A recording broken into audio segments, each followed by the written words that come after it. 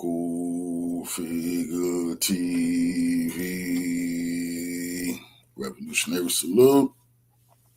Revolutionary salute. Like, share, subscribe. Welcome to the House of Revolution. You know I'm your humble host, the Yameen of Revolution. Angels, aliens, Cern portals, AI data centers.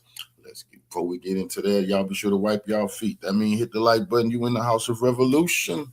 Like, share, subscribe, support the platform, y'all. Let's get right into the content. You in the House of Revolution. Does the United States government have in its possession alien bodies? And when will we actually see footage of those bodies? When will we see evidence of those bodies as part of Trump's massive disclosure program? We're getting little drips and drabs of random aircraft videos. But what about the real stuff? When will we see this? We wanted to talk with Timothy Alberino, investigative journalist, a man who travels the world investigating the paranormal and these unexplained phenomena, and thrilled to have Timothy back on the show today to talk about the alien presence in the United States and what is the government hiding. Timothy, great to have you back on the show. So glad to be with you again, Clayton. So let me just get your first initial response to seeing this initial tranche of documents that were released and videos and audio files that were released just a short time ago from the Trump administration. I was given a heads up before the files were released that initially they were going to be underwhelming. But as we progressed in this process, they were going to get more spectacular, was the word that was used. More spectacular.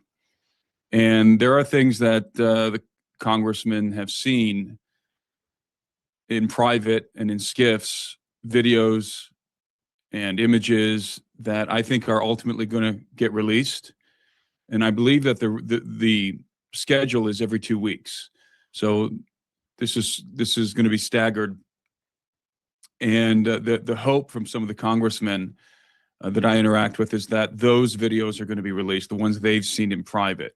And if those are released, then you have Tim Burchett out there, for example, saying that it's going to be shocking to the American populace if some of what he's seen in private is released to the public. So it's not surprising to me that the first release was underwhelming. We're going to get, the first stuff we're going to get is the material that Arrow has had in its possession. Arrow is the Pentagon's, I would call it a sham UAP investigative body.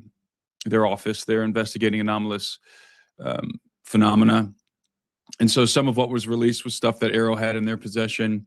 Some of the stuff was nothing new, really. I mean, there was some new stuff, but a lot of it was previously released under the Freedom of Information Act by various people who were able to get some of those videos. So it didn't surprise me that it was underwhelming. And I think we're just going to have to wait and see what comes in the next month. And I do believe that we are going to see that these files are going to be more spectacular as we move forward.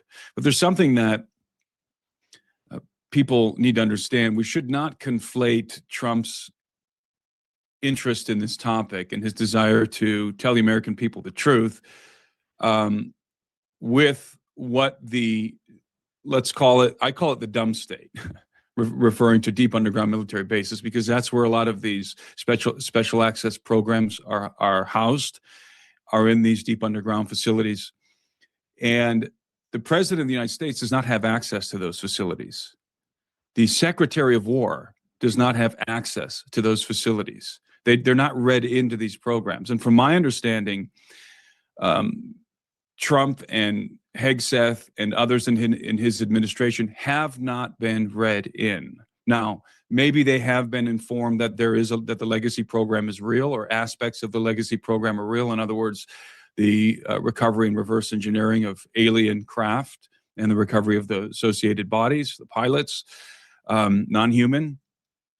I think that they've been given a baseline understanding that, yes, there's some truth to that, but they have not been read into these programs. And so what you have here is primarily the White House and the Department of War then you have the FBI as well, and a couple of other agencies that are going through all of their documents, and they're determining what can be released to the public without breaching national security interests.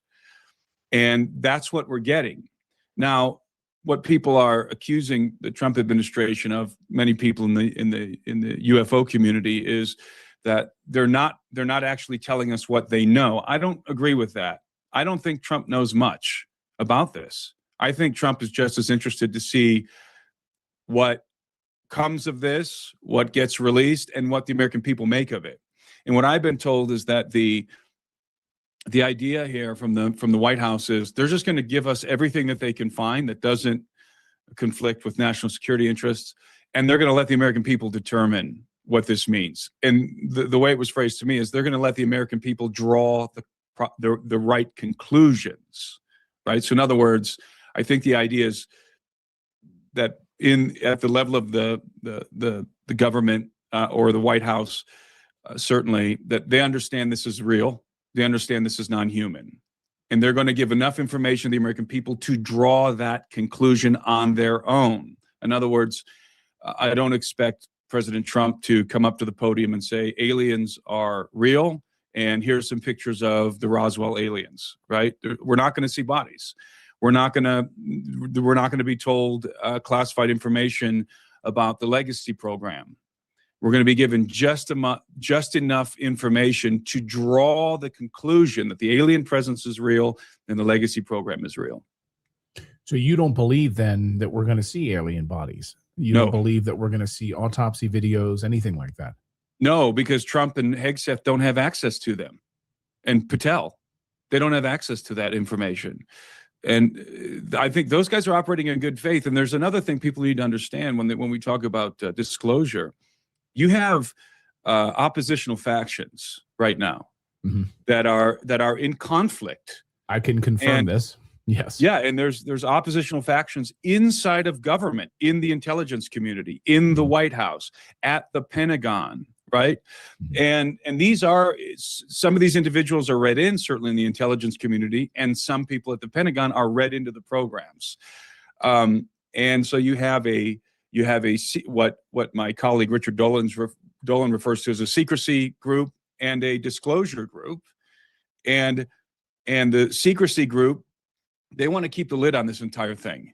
They do not want to inform the American public of any of this. They just want us to go blissfully about our lives and not be told anything about the alien presence, because that's what this amounts to, an alien presence. And then you have the disclosure group, and the disclosure group, they want limited disclosure. And what they mean by limited disclosure, this includes, by the way, the whistleblowers, and this includes the members of Congress and senators who are interested in this topic. They want the American public to be told the baseline truth, the baseline reality of this phenomenon. We're not alone in the universe, and we've recovered the craft and the bodies, right? That's the baseline reality. And one thing that everyone that I've talked to who's part of this disclosure group, they want congressional oversight, because there's no congressional oversight here. The legacy program has been intentionally designed to circumvent the oversight of Congress. So you have, and it's using, in part, it's using our money to do it, right? So you have this entity in various programs that are largely housed in the aerospace contractors, private companies, right? With limited oversight from the Air Force, the Navy, the Department of Energy, and the CIA, among other organizations. But those are the big four. Limited oversight, right? Completely compartmentalized. Nobody's, so very few people have the whole picture of what's going on. And what you have at this point is you have rogue elements. There are elements of this thing that have just gotten out of control. So now we have what are called ARVs, alien reproduction vehicles, ARVs, that have been derived from non-human technology from the crash retrieval program. And we've created our own flying saucers at this point, and we're using them to do utterly nefarious things. And when I say we, I don't mean the United States government necessarily. I mean these rogue elements, this, so-called breakaway civilization that's in possession of this advanced technology and are using it to do all kinds of dastardly things like human trafficking and who knows what else, genetic experimentation. I've heard all kinds of things behind the scenes.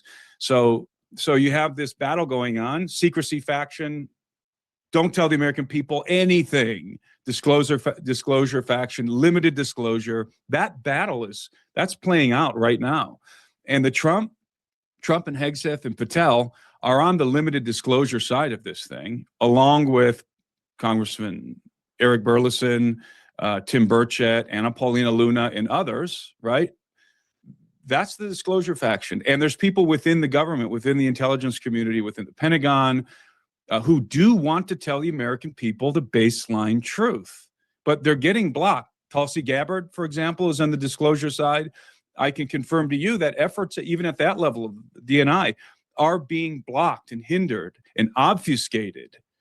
Information is being obfuscated even when the inquiries are official, like directly from the DNI, and they've been given access. Certain congressmen have been given limited access to some of these bases, where some of these facilities, where these unacknowledged access programs, special access programs are being developed.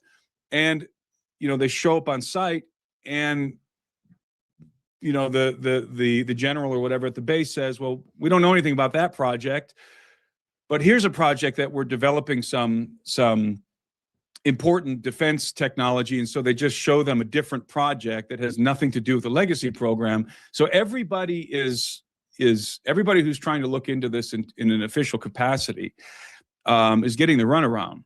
So do I think I'm sorry, I apologize for the long-winded answer here, but do I think that we're going to see alien bodies rolled out? And absolutely not, because they don't have access to them. Trump, Hegseth, Patel, they don't have access to that stuff. Well, we all like to think COVID is behind us, but what if the effects are still lingering in the body, especially in the brain? A new study from NYU Langone Health found something really alarming, that it's so deeply disturbing that it's still walled off, that the president of the United States is on a need-to-know basis. Bill Clinton was famously told that he was on a need-to-know basis, and basically, you do not need to know. So, that's right. This idea that the president of the United States is omnipotent and has all this power is just garbage. They are not, they're there for 4 years or maybe 8 years. That's and right. This sort of shadowy, dark government that gets billions and billions of dollars is operating, in the shadows. And do you think that Congress is going to be able to get some sort of oversight over that? Because all of these billions of dollars flow to these black budget programs, that the reverse engineering programs, all of these things that Congress doesn't have any access to. I don't want to be pessimistic. I do believe that they're moving the needle. They really are. I applaud the work that's being done by the whistleblowers, by these members of Congress, both in the Senate and in the House. One thing that I believe Senator Schumer, but also Tim Burchett in the House attempted to do was to draft legislation to protect whistleblowers, because that's the missing piece here. We need legislation to protect whistleblowers. And we're talking about UFO whistleblowers. The problem right now is if a whistleblower comes forward, these guys have signed all kinds of NDAs. Right. And these are legally binding documents. And so people say, well, why don't these guys just come forward and tell the truth? Because they're risking their pensions. They're risking their lives in some cases. If they're still working in the intelligence community or at the Pentagon or whatever, they're definitely revolutionary salute to our brother Warren Ware for the donation to the war chest. Revolution's way of life. Absolutely appreciate the love, family. Say salute, soldier. Appreciate your help me keep the lights on at the House of Revolution. Risking the future of their career. They're not going to go anywhere at that point. They're probably going to be demoted. Whatever kind of clearance they have is going to be revoked. That happened to David Grush. And then they're also risking the well-being of their families. How many of us would risk all of that just to tell to talk about this phenomenon or what we know about it. There's no whistleblower protection in place, none. Yeah. And there's a lot of whistleblowers behind the scenes who are coming, I know for a fact, have been coming to the congressmen and different people and are private. Our brother Warren Will for donating to the war chest. Appreciate the donation, brother. Revolution is a real life. Privately briefing them on things, but they won't come forward. They won't go under oath precisely because there's no protections for them in place. And every time that there's, for example, Burchett's bill, every time that this comes to the floor, it gets rejected. It gets voted down. Why? Because some of these congressmen, they've got the special interests are influencing them to kill these bills every time. And who are those special interests? Well, it's the aerospace contractors who are in possession of this technology. And, let's just be honest here. There's been a lot of wet works around this topic. And there's a aggressive effort to keep people from telling the truth, whistleblowers, I'm talking about people who've had hands on the technology or who've been read in to the program at a governmental level. There's been a very aggressive campaign to keep these people from speaking and to discredit the whole thing. They can't keep a lid on the phenomenon. They can't control it. The government can't control the phenomenon. They have zero control over it. Zero.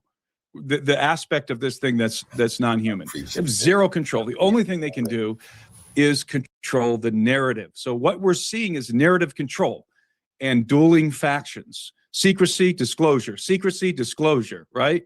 So you take 2 steps forward with the disclosure and 1 step back with the secrecy. That's how this thing has been going.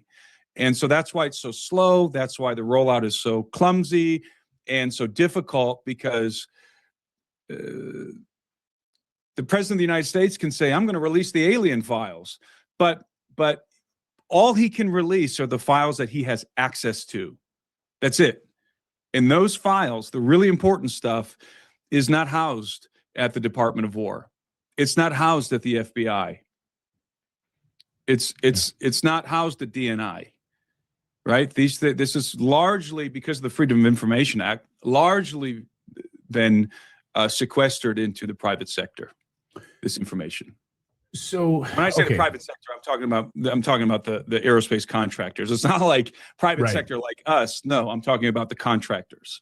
Right. High level. And this is where, you're absolutely right about this. This is where the CIA, this is where DNI, this is where they can then say, we don't have that information because it's been farmed out to these third parties through Lockheed, Boeing, Honeywell, in terms of med beds and all of these other technologies that they've dispersed these technologies around these different companies over the years. Absolutely. And, we've heard from different whistleblowers at these different companies who have come forward. So I guess I'll ask you this, Timothy, because Congressman Burchett, Congressman Eric Burleson, Representative Luna, reports over the past few weeks that Burleson and others have gone to some of these different sites. They've gone to some of these different locations.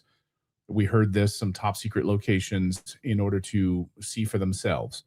So they're seeing these things, and you're getting information about what they've seen. We've been hearing from Congressman Burchett on television. I think Burleson has said the same thing, that the things that he's seen are absolutely shocking, and the American people deserve to see those things. That's a great tease, but do you have any insights into what specifically he's talking about that we might actually see over the next few weeks if it's not alien bodies? Well, I think it's just more videos of UFO activity, but I'm pretty sure that those congressmen that you name, those in particular, including Luna, have seen much clearer, much higher resolution videos than anything that's been released to the public thus far, or that's been attained through the FOIA. So I expect to see, in the coming weeks and months, I expect to see something spectacular. Now, again, not alien bodies, right? They're not going to show us a video of one of these craft in a hangar bay of a classified facility, out in New Mexico or something like that. It's going to be some kind of footage that's reminiscent of, or at least analogous to the Gimbal, Go Fast, and Nimitz videos footage that we've seen from the Times, past. Yeah, and we're going to see some of that for sure on that level. Absolutely, for sure. And in regard to the visits to these facilities, these classified facilities, look, when David Grush, remember when David Grush blew the whistle originally, he wrote a report to the Inspector General of the intelligence community. So he wrote a report, and he wrote in that report everything he was going to say, everything he was going to expose. That went to the Inspector General. As soon as that report went into the hands of the Inspector General, they already knew the game plan coming from Grush. They knew what he was going to expose, what he was going to say. Grush had a list of facilities where he knew that some of these programs were being housed because he was informed by his contacts, generals, and people in the intelligence community. As soon as they had that information and they knew that David Grush was coming out to blow the whistle, do you think they would keep any craft in those facilities?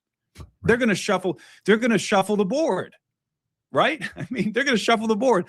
This is the proverbial shell game. So if you've got craft over in facility A, right, and Grush, Grush is going to be exposing that. You've got months in advance years in advance, before anybody gets any kind of clearance to come to that facility to look for this crap. All you got to do is move it to facility B. That's not mentioned or that's not known. We have plenty of them. These craft can be easily moved around. They can pick them up in the dead of night, lift them off with a helicopter, put them on the bed of a truck, whatever. They can shuffle the board. And that's what they did. They shuffled the board. And that's why, you have Vice President Vance saying, he wants to go to Area 51. He's planning on going to Area 51. Well, that's going to be a nice little. He's going to get a nice little tour of Area 51, but he's not going to see anything significant. Even if he goes to the S4 facility, they're not going to. I mean, they're not stupid, right? They're going to move everything. They're going to relocate the assets to different underground facilities. And let me again stress, these underground facilities, these deep underground military bases, the dumps, the President of the United States does not have access because he doesn't have, just as you said, doesn't have need to know. He's not read in. He doesn't have access. The Secretary of War doesn't have access. Certainly the director of the FBI definitely doesn't have access. Okay, the American people assume that this echelon of power has access to everything. Not true. Right. It's a need to know basis. The President of the United States does not have the need to know. And if he inquires about it, he will literally be told that he does not have the need to know, like other presidents. You mentioned Bill Clinton. And yes, there have been some presidents who I think have been briefed more extensively, such as Jimmy Carter. But that's only if these guys know how to ask the right questions. This is something that I don't think people understand about the government. The government is not going to offer up any information it doesn't have to. So if your questions are not specific and targeted using the right terminology, if you don't have the names of the operations, then all they're going to say to you when you make the inquiry, and this goes for not just UFO stuff, this goes for inquiries into the Smithsonian about the bones of giants and everything. If you don't have the exact information, they're just going to say, we are not aware of what you're talking about, or, we've looked into this and haven't found any files pertinent to your inquiry, or something like that. That's the game that's played. So it's very important for the American people to understand that the Trump doesn't have the access that people think he does. I think it's pretty clear that we have alien bodies. I think there's been enough eyewitness testimony and reports over the years of whistleblowers and others, secretaries who've worked in, at Wright-Patterson Air Force Base, et cetera, who've come forward on these subjects. Would you say it's clear as day that yes, in fact, we do have alien biologics, as David Grush testified before Congress that we alien biologics? I would say indisputably we have alien biologics, alien bodies. And I say it with such confidence because we have enough evidence at this point that the legacy program is real. You know, you had guys like the late Leonard Stringfield writing back and, you know, writing about this stuff in decades ago, exposing the legacy program from insider accounts. And then you fast forward to just the last decade, everything that the whistleblowers are saying is just a confirmation of what ufologists have known to be true for a very long time. I mean, I get people coming to me behind the scenes and people who've been on crash retrieval sites, and they've seen the bodies of gray aliens. And that's not the only thing that's seen in these crash retrieval, but very common, some form of gray alien. There's different, descriptions of these things. But generally speaking, the bodies of the little gray guys, they're much, they're not dark gray. They're not even medium gray. They're very, very light gray. They're basically white, but they're a grayish white hue. And in one case, the gentleman told me that he was on a crash retrieval site and the bodies were just dismembered, laying all over the place. And there's this clear, transparent liquid that comes out of them. It's kind of like their blood, but it's not red like ours. It's transparent. I've heard dozens of stories like this. And when you add all of this, and yes, it's anecdotal. Some of it's firsthand, some of it's secondhand, but there's a mountain of this kind of stuff, as you know. There's a mountain of this kind of stuff. And then you have, I'm sure you saw the Age of Disclosure film, and then you have all of these different officials from the government, from the intelligence community who are looking in the camera and basically telling you in no uncertain terms, yeah, we've got the craft and bodies. We've got them. Yeah. And so when you add all of this together, and then of course you throw in the abduction phenomenon, in which is a layer of evidence nobody really ever deals with, but it's physical evidence. It's evidence that lends itself to scientific inquiry. I mean, to me, it's overwhelming. That's why I would say it's indisputable. It's if you take the time to look and inform yourself, and if you have a deeper knowledge of the phenomenon than just browsing social media, it becomes immediately apparent that we've got the craft, we've got the bodies in our possession in some capacity, and who knows whether it's at Wright-Patterson Air Force Base, or that certainly was years ago. But as you mentioned, shuffling the board, moving these bodies around, who's studying them, and why does the government not have access to this? David, the government does have, I don't want to make it sound like the government doesn't have, there is limited oversight. You have individuals. I was with somebody recently who's, I'm going to be very careful and protect this man at all costs, but he was read in, and I'm not even going to say which branch of the military he worked for, but he, at some point in time, he worked at the Pentagon, and he had eyes on some of these programs in his capacity at the Pentagon, and he was briefed and read in by his superior generals. And I asked him, I said, so, there's thousands of people who work at the Pentagon. I said, how many people do you think who are working at the Pentagon right now are read in to this stuff? He thought about it for a minute, and he said 20 people. I was going to say 5. That sounds about right. Actually, I always thought it was, somewhere between 10 and 20, but and then, wow. We were talking about this for a while, and his attitude was, look, this, the people who were read in, they're not like analyzing fuzzy videos of craft or whatever. These guys have been read into the decades-long reality. He said, we are so far down the line with this thing that he doesn't think the American people will ever be told about about the reality of this phenomenon and the things that we have. We are so far down the line. We are decades and decades into this thing that how do you tell the American people at Well, this point. Is this the drip and drab? Is this why we're seeing this disclosure rolling out over 2-week periods? We're going to give you a little bit, then a little bit more. Then there'll be something jaw-dropping a month from now where we'll get some really clear imagery of a craft. What about the video that we're hearing from sources? There is video of a UFO flying right next to a military craft, and it matches the speed of that craft, so much so that the pilot of the military craft was able to look and see an alien flying the craft. There's actually artists' renderings of it now online, because I don't exactly know who said that they've seen this video, and they're hoping that will be one of the videos released to the American public. Yeah, I wonder if that's what Luna and Burchett are out there alluding to. It's something like that. Yeah, we're going to see craft. I don't know that we're going to see beings or bodies, but we're going to see more craft. And keep in mind that a lot of this craft is ours at this point.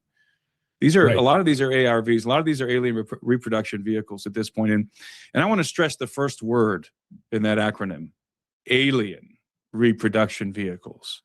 I'm absolutely convinced that much of this technology has been directly derived from a non-human source, whether that be through crash retrievals or through some kind of contact that we've maintained with non-human intelligence for a very long time. That's what I've been told, that at the highest levels, the guys that are read it and briefed on this stuff, it's not just, hey, we have craft, yeah, we've got some bodies. We've been in contact. There's contact that's been made. There's and a relationship. From the sourcing that I'm hearing from over the years, a relationship. Exactly right. Treaties, agreements. Mm-hmm. That's why I'm saying we're so far down the line. We probably have a space fleet that's off planet at this point. From things I've heard, we are so far down the line. How do you tell the American people? Like, where do you even begin? I guess this is where you begin, right? Yeah. If you're gonna do it, you got to drip it. You got to drip it, and then it's like, just like I said earlier, that the president was clear in his post about this disclosure that he's going to put it all out there, and he's going to trust. I think these were even his words: trust that the American people will draw the right conclusions. At least this was the words behind the scene that was conveyed to me. Yeah. Trust that the American people are going to draw the correct conclusion. What's the correct conclusion? Yeah, this is all real. That's the correct conclusion. Now, will Americans draw that conclusion? Some of us will, but there's a lot of there's a PSYOP narrative, a very persistent PSYOP narrative out there that all of this is just Project Bluebeam, or this is just smoke and mirrors to distract us from this or the other. And yes, the narrative can be conveniently used for whatever, right? I mean, you can use the narrative however you want, but the phenomenon is real, and much of it is non-human, and people need to keep that in mind. It's not all just a PSYOP. The other piece of this is the interdimensionality piece. And we've heard from Representative Luna and others that maybe as part of this disclosure, we're going to learn about that these beings are traveling interdimensionally, or that they've been here for hundreds of thousands of years on our planet, operating, whether deep in the ocean or otherwise. Maybe you can tackle the interdimensionality. And then I want to talk about the religious piece of this, because we, of course, heard the reports about religious leaders being briefed on this, called together and being briefed on what they can expect and prepare your flock, so to speak, for this disclosure. So maybe let's tackle those, I guess, in two separate pieces, or if you see them as one piece. No, we could take them in two separate pieces. So, I'm obviously aware of the fact that, especially Congresswoman Luna is out there saying that this is an interdimensional phenomenon. I respect that opinion because I don't know what this is exactly. None of us do. We're all shooting in the dark here. The only people who really have any insight are the aerospace contractors and the handful of people who are read in at the governmental level, at the Pentagon, when I say handful, it's probably, maybe hundreds of people in the totality of government. They're the only ones who really have answers. The rest of us have theories. I've never touched a craft. You haven't touched a craft, as far as I know. I've never seen a body. You haven't seen a body. I mean, we have theories, and that goes for the congressmen as well. They have theories. I know because I talked to them about this. They have theories, and I've been, all of them have, and I think they're all very interesting theories. I think they're all very plausible theories, and I know that no one has been shown. When I say no one, I mean nobody at the congressional level, none of the people that I interact with.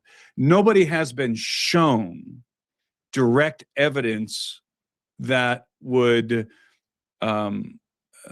indicate the nature, the provenance, or the ontology of these beings. What they have been shown is more evidence that the phenomenon is real, and and evidence suggesting that the legacy program is real. But nobody has been told, as far as I'm aware, behind the scenes, that these are interdimensional beings, or these are time travelers. These are tempestrial, extra tempestrials, right? They're time travelers, or that these are extra dimensionals, or that these are crypto-terrestrials. That kind of certainty doesn't exist in the skiff, for example. Now, some of these ideas have been kicked around. There could be an extra dimensional, hyperdimensional component to this. There could be a crypto-terrestrial component to this. Those ideas are kicked around, just like they are in public. And then you have individual congressmen and women who have their own theories that they consistently convey to the public. And they are completely entitled to those theories. And I think all of these theories are plausible. I mean, I think there's a lot of good ideas floating around out there. In the absence of knowledge, what are we going to do except for hypothesize, right? So I think people have the wrong impression that congressmen and women are being told what these things are. That's not true. In fact, Congressman Eric Burleson is very explicit about this. He doesn't know what they are. He hasn't been told what they are. He gets information behind the scenes. And it's usually pertains to craft, video footage, legacy program stuff, but nobody knows the ontology of these beings. In fact, I've talked to whistleblowers. I've talked to people who've been on the crash retrieval stuff, as I said earlier. They don't know.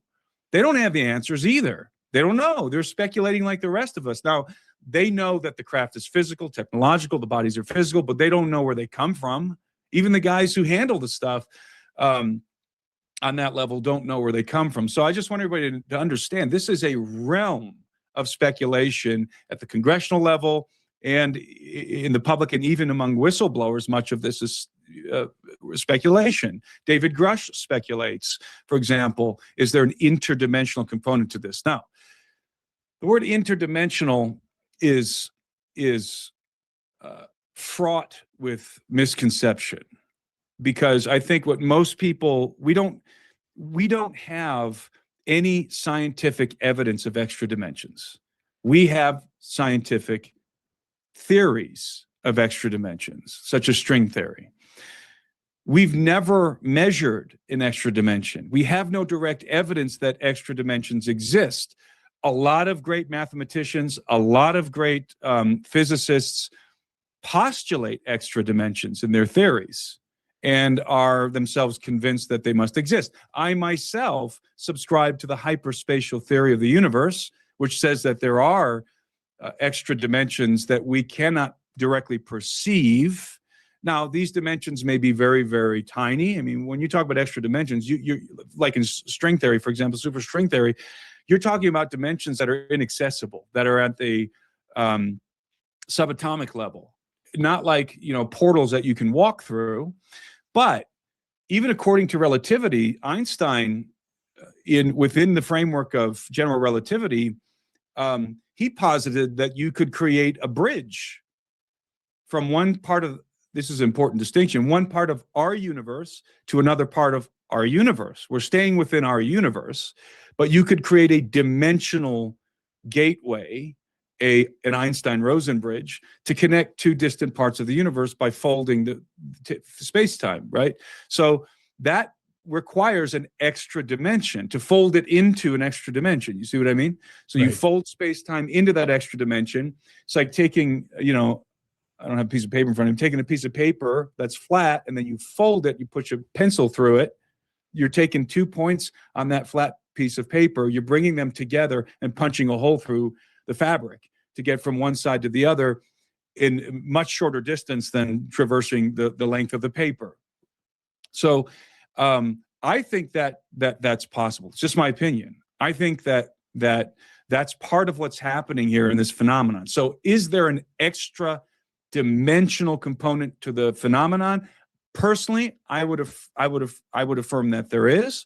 Luna would affirm that there is. Burleson would affirm that there is, based on our own speculation, not based on some skiff information. I don't know if Burchett would affirm that or not. So I suspect there is. But the problem is with the word interdimensional, because if you're a spaceship traveling from one side of that hole that we're going to poke through the fabric of space-time, right? You travel from this side to the other side, you're still inside of our universe, correct? And you are by nature, you're not an extra or interdimensional being per se, rather you're taking advantage of an extra dimension in space-time to travel. Now that's an important distinction because people assume that when they say interdimensional, that they're invoking ontology. They're invoking the nature of a being. A being is by nature interdimensional. I don't really know what that means personally. I don't understand what that means. Right. And I don't know that anybody who's invoking it really understands that it means. I think that what we're doing is we're conflating scientific theories with Marvel movies. All of us are. I'm not pointing my finger at anybody. As if Doctor Strange is opening a portal and somebody's just walking through this portal, rather than, as eyewitnesses have attested, to individuals or aliens standing there and almost disappearing in what looks like to us disappearing, but really could be shifting, phasing out, phasing between our dimension and another dimension. Or using some kind of cloaking technology. Remember that Arthur C. Clarke said that any sufficiently advanced technology is indistinguishable from magic. Well, Bob Lazar pointed out at S4, and if you believe his story, which I do, but if you watch the most recent S4 documentary, it's available on Amazon Prime. It's stunning. But when he stands there and says when he witnessed when he was called out on the grounds of S4 to watch one of the craft that they had reverse engineered, basically an ARV, it looked like, lift off and phased out right in front of them. That's right. Disappeared right in front of them. And the reason why it disappeared, according to Lazar, and I think this is accurate by things I've heard from other people as well, the reason why they disappear is when they become fully energized, they bend space-time. Mm-hmm. What happens when you bend space-time? You bend light. We know that for a fact, right? Gravity bends light. So if that craft is creating a gravitational bubble, this is what Elizondo and the guys that worked at ATIP believe. If the craft is enveloping itself in its own atmospheric gravitational bubble, then light is going to be bent around the craft. And so what are you going to see when you look at the craft? You're going to see the sky behind the craft because it's bending light around it. And that's the other thing about these craft. You know, they're transmedium. So they move with the same ease through the atmosphere, through Earth's atmosphere, through outer space, through the water, and I've even heard through like solid objects. So that's why they say they're transmedium. And so people automatically assume, well, if they can move in this capacity, they must be supernatural or interdimensional. Well, not necessarily. If you are warping space-time around the craft, then you are moving space-time around the craft. You're not moving the craft through space-time. You're moving the fabric of space-time around the craft. Wow. And it doesn't matter if it's water or if it's air molecules, or if it's even solid matter, you're moving that fabric around the craft. It's a space-time bubble. So there are explanations, and Lazar offers some himself, although he makes it clear he doesn't know the ultimate answer. He offers some explanations that I think are probably pretty plausible. I'm not a physicist, but it's consistent with guys like Lazar, guys like Hal Puthoff, Eric Davis, guys that are physicists. Lazar was a physicist and is a physicist, and their explanation does seem to answer all the questions in regard to these craft. They're in a space-time bubble. Lazar says they generate gravity waves, right? That they generate and project gravity waves. there are other explanations that are very similar to that, maybe with some handful of differences. But those explanations explain the incredible capabilities of these craft. They explain them. And then furthermore, we have to remember, it's not just, quote unquote, interdimensional beings, if such a thing exists, that are using this kind of technology. It's good old fashioned human beings too, right? Yeah. We've got the ARVs, we've got our own craft that can mimic that are capable of some of these extraordinary maneuverings as well. We've got them. And Michael Herrera, for example, is he's a friend of mine, and he has a great story. When he was in Indonesia, he saw one of our reverse engineered craft, hybridized craft that incorporates conventional components with exotic components. And let me just stress this: when you talk about our own craft that we've built, our hybridized craft, the reason we can't build on the scale, or rather to the technological degree of the alien craft, is because we don't have the exotic material that they have. Exotic material is a major component here in the non-human craft. They have materials, they have metallurgy in their craft that we can't reproduce. They have elements, for example, element 115 that Lazar talks about. Some of these elements they don't exist on planet Earth, or at least stable isotopes of them don't exist on the Earth. So if these beings, the best we can do is they exist on Earth for milliseconds, because that's all we're able to do. That's right. So what can we do? Well, we've got the small amount of material that we've extracted from the crash retrievals, and then we try and synthesize materials, new materials to mimic what they have.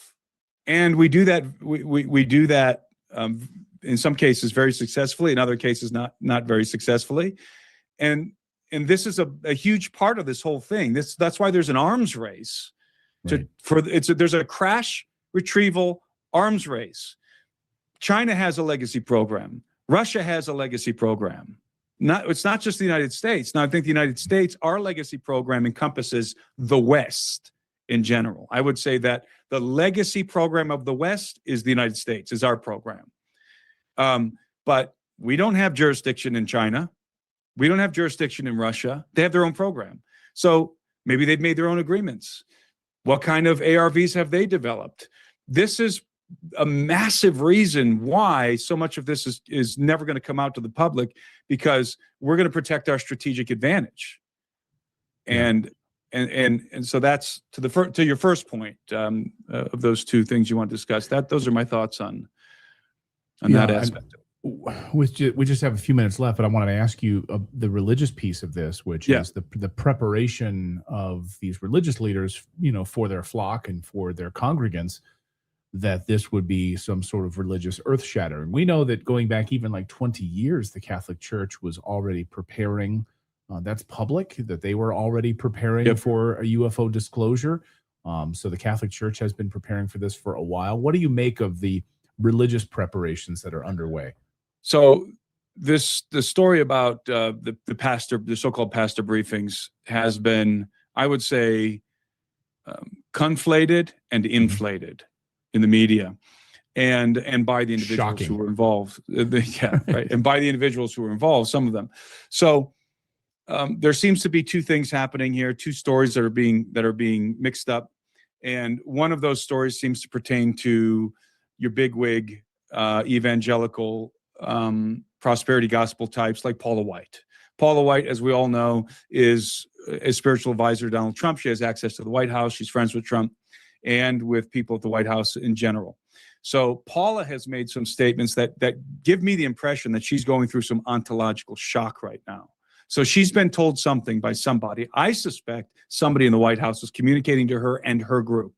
Now, who else is part of her group? I don't know. The pastors that she appears with the president, probably. I think she has been officially briefed in some capacity, her and her group, and that is That's baseline. It would just be baseline. The phenomenon is real, non-human beings, crash retrieval, stuff like that. Now, this other group in Tennessee, this is the one that most people are referring to when they talk about this. I know some of the guys involved in that, but I know the briefers. I'm friends with the briefers. I've been extensively briefed by these guys, and I should probably use place the word brief in quotation marks, because the vast majority of what these guys share is public domain stuff. That's the vast majority, and half of what these guys do is on the child trafficking front. I've been on the phone with them the last few days. They actually want me to convey that they have nothing to do with the government. This is not an official government briefing that any of these pastors are getting. This is a private UAP, human trafficking investigative organization that they're privately funded. There's some ex-military guys in there. There's different kinds of professionals in there. They're focused probably primarily on the human trafficking side of things. And I think they're doing great work on that front, by the way. They want to remain anomalous, but within that group, there's a handful of them that happen to be Christians.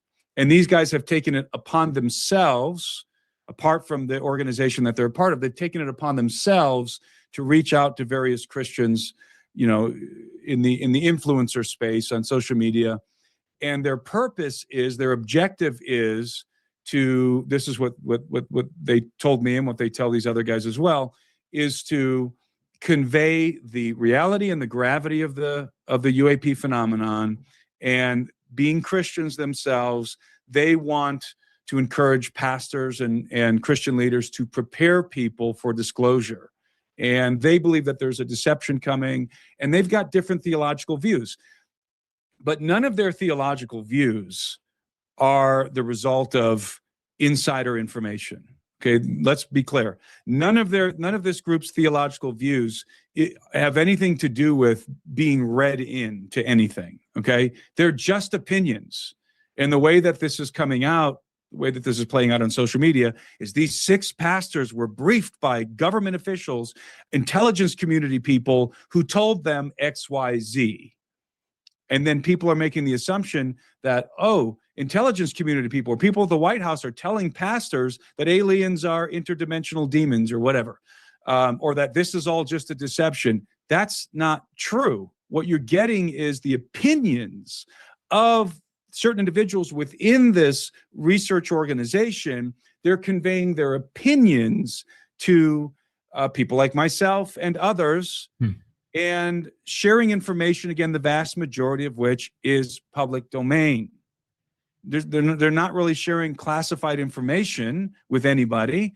And again, a lot of it has to do with human trafficking. They really want pastors to be aware of the human trafficking thing, because it's huge, out of control. I mean, the human trafficking is probably the worst thing going on right now on planet Earth, and it's so systematic and monetized, and obviously monetized. It's a massive industry, and that's a large part of these guys' concern. So this thing, as I said, conflated, inflated.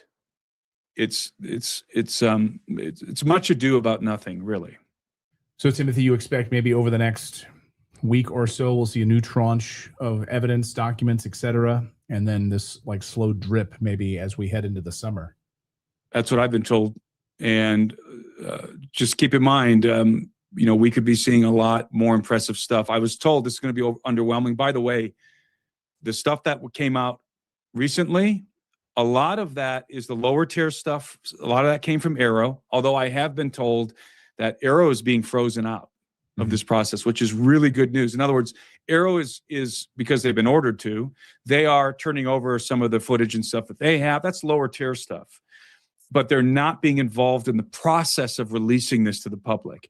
That is, people need to understand that is a very strategic move by the Trump administration to freeze Arrow out of the process, because Arrow, the official office at the Pentagon to investigate anomalous activity, is a dog and pony show, and it was from the beginning. It's a disinformation campaign, and the Trump administration, from what I've seen, is freezing them out of the process, except for getting the material they have and releasing it. So we got some material from Arrow, from NASA, and FOIA stuff. This is what I'm hearing. This is the bottom rung of the ladder. It's going up from here. I hope that's true. So we'll wait and see if it is. Timothy Alberino, great to talk to you as always. Thank you for this really eye-opening perspective. Really appreciate you summarizing and synthesizing all of this for us today. Great to see you, my friend. Thank you, Clayton. It's always my pleasure to be with you. Thank you so much for watching Redacted. We'd love for you to subscribe to the channel. It's totally free if you want to follow us or subscribe. And if we brought you any value at all, please consider sharing this video with a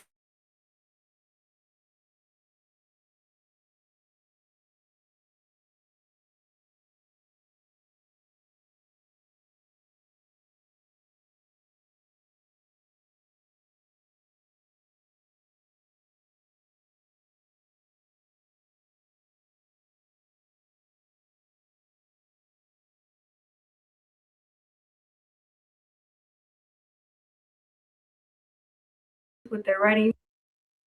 All right, y'all. We back with another video, man. Y'all already know what's going on. All right. Now, check this out. Pretty interesting topic that I haven't really touched on yet. I've had a couple people ask me to talk about the data centers, AI data centers, and so on, right? It's been, pretty big since people really started noticing how many are actually being created to this day and how many will be created in the future, and the amount of resources and water that it takes to keep these massive AI data centers running. A lot of people have different theories about them, especially when it comes to these data centers being what is like outside of Cern that they're also using to summon demons, to summon Nephilim spirits, to have a place to host these spirits until their bodies are ready. And I found a clip where he actually talks about that, just a random person that I thought was very interesting, but it really does go back to Cern. Now, I want to say I saw a video from Sling and Stone, his channel here on YouTube, very good channel. And he had a clip from this interview that's about 10 months old. And I think the doctor and the lady who was doing most of the talking, she was talking about Cern.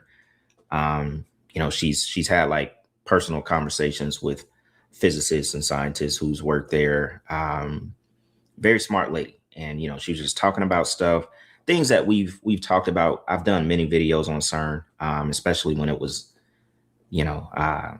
very, very popular of discussion back with like Anthony Patch and all those original people who had all of this knowledge about CERN and stuff. And this stuff is still going on to this day, but it's just being done a little bit differently, right? We know Sam Altman being behind a lot of this stuff, and he will straight up tell you the truth and make it sound like this is not actually crazy, but they're literally summoning demons with these AI data centers. Now, this clip right here, I thought was very interesting, from Professor Yang. I'm pretty sure y'all saw him on the internet. He does a lot of podcasts as well. And in this clip, he starts off with Sam Altman talking about the AI data centers and some of their plans for the future. He also talks about how the data centers are used and built to summon demons, and goes on into a little bit more stuff. So we're going to check this out because it is very interesting, y'all. So let's get into it. Oh my God, okay? It's a Stargate. These data centers, OpenAI, AI, it's designed to summon demons and aliens from the other dimensions. Okay, keep on going. A former OpenAI executive said the portals currently exist in the United States and China. I told you guys, China and the United States are working together on this, okay? Keep on going. And Sam has added one in the Middle East. He went on, I think it's just like widely important to get how scary that should be. It's the most reckless things that has been done. Okay, this is it, okay? This is not a science project, guys. It's an occult project. It's designed to bring aliens, demons, into this world. And then you're like, this makes no sense. Actually, it does make sense, okay? Let me tell you how this works. All right, so what's going on here? These people are occultists. They understand the fundamental nature of reality. They understand that the source of reality is human consciousness. So if you're able to control human consciousness, you become God itself. Okay? So, allegory of the cave, Plato.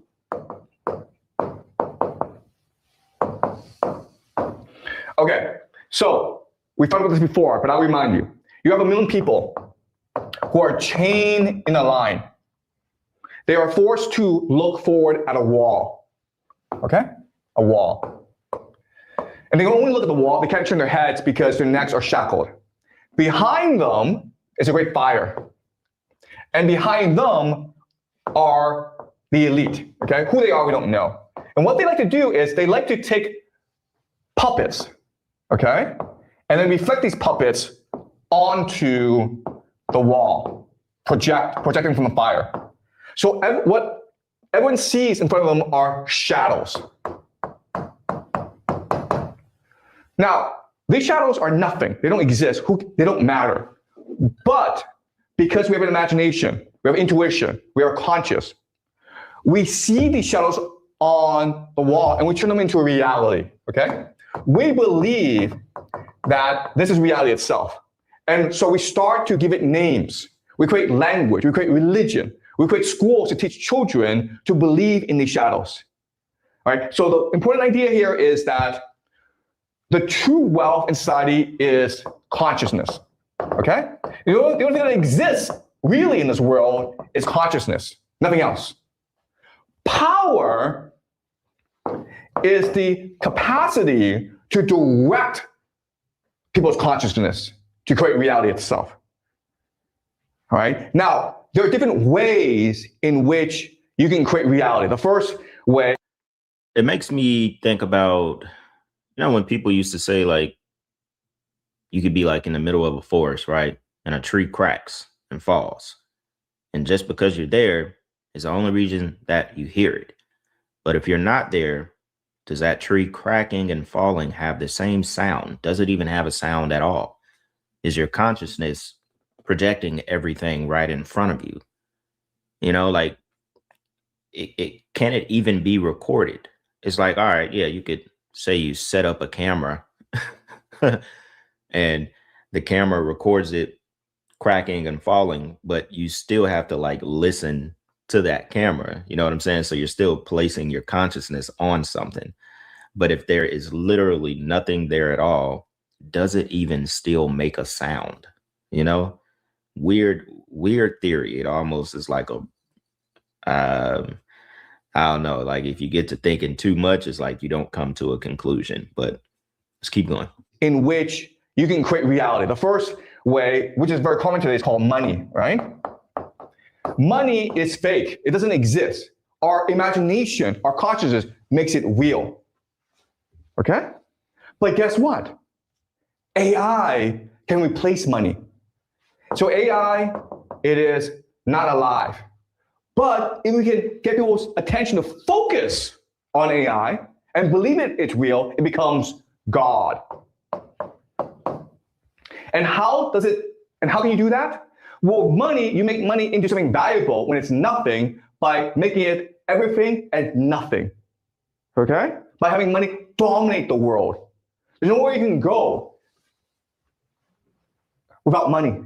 Okay? You would literally starve to death if you had no money. So you make money so pervasive, so dominant, that people are forced to rely on money. Well, the same situation with AI, where if you make data centers so common, you make AI such a common thing, and people rely on it, it becomes God itself. And how do you do that? Well, you have AI in schools. You have kids using AI all the time. You create AI girlfriends for people who are lonely. You make AI everything. And also, you make people believe that AI are demons or aliens. Now, that's very true. AI has been pushed exactly like money is. It's everything and nothing at the same time, but it's all really based on what, you make it. If you allow it to control you, like how people are thirsty for money and they will slime you out for money. They will cross you for money. They want AI to eventually become the same thing. It's used for everything. And they want life to get to a point where there is no life, there is no purpose if you're not using AI, or if it doesn't blend reality, like how Facebook was trying to do with, the virtual world and stuff. If they don't have, the opportunity to make it blend reality and control you, then it won't have any purpose.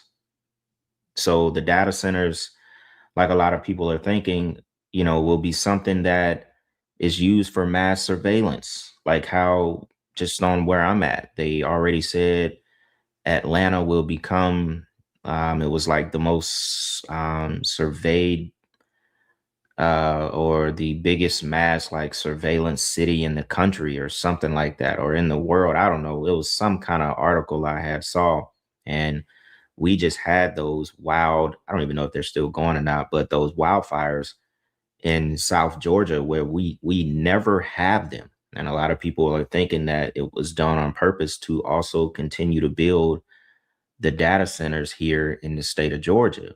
So it's very interesting. And remember at the start of the video, Sam Altman was talking about, he said, quote, "The truth of this is we're building portals from which they are genuinely summoning aliens." I don't know if it was Sam Altman exactly or an executive of OpenAI. Said the portals currently are in the United States and China, and they're gonna add one in the Middle East. So if they're directly telling you that, then what do you think this stuff is actually for? Let's keep going.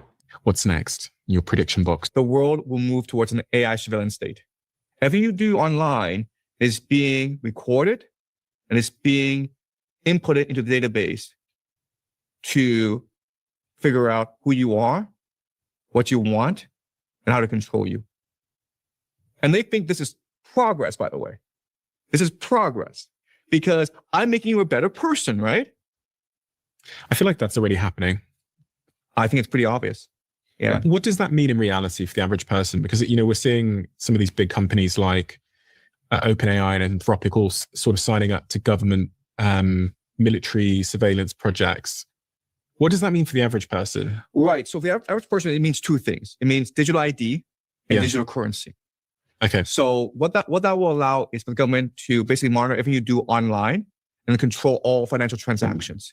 It can basically program your bank account. So like you can't buy cigarettes or you can't buy drugs. And this will allow the government to basically categorize everyone and put everyone into a certain database to monitor that person. And once you're able to categorize everyone, you are able to use AI to predict their behavior. Isn't this what goes on in some parts of the world? This is what goes on in China. And that's how I know about this. How does it work in China? Well, in China, we all have digital ID. If you want to access anything in China, you need your digital ID. So if you want to open a bank account, you have to use a digital ID. If you want to use any e-payments, you have to use digital ID. If you want to use a phone, you have to use digital ID. Okay, so everyone's part of this national database, and then what this allows government to do is basically monitor everything you do, because basically, depending on how you buy things, I can then extrapolate to figure out your behavior, and then I can figure out your thinking, right? And then I can create incentives in order to guide and control your behavior. So in China, can they see everything that you do? Yes, they can. Messages you send, everything, payments you make, everything. Won't you be in trouble if you talk against this system? Well, me personally, okay. So I operate in a gray area where I do not interact with the Chinese internet. So everything I do is in English. It's meant for consumption in the Western world. And I don't talk to Chinese reporters. I don't talk to Chinese social media. I have no Chinese media presence. And I am not at all influential in China. And I prefer that way because if I ever became famous in China, then they would obviously want to control me in order to better influence other people. We believe education should hold practical value. But what does that mean? Well, at University of Now, see, countries like China are a lot more direct with their control of their population by use of digital ID and keeping track of every single thing that they do. Obviously, here in America, you know, we live under a facade. You know, they like to keep us feeling like we have control, or this country doesn't really operate. If you got to realize, a lot of people don't, you know, they don't think about this stuff. So they keep us under like this democracy, this some sort of freedom that we have to allow this country to continue to work.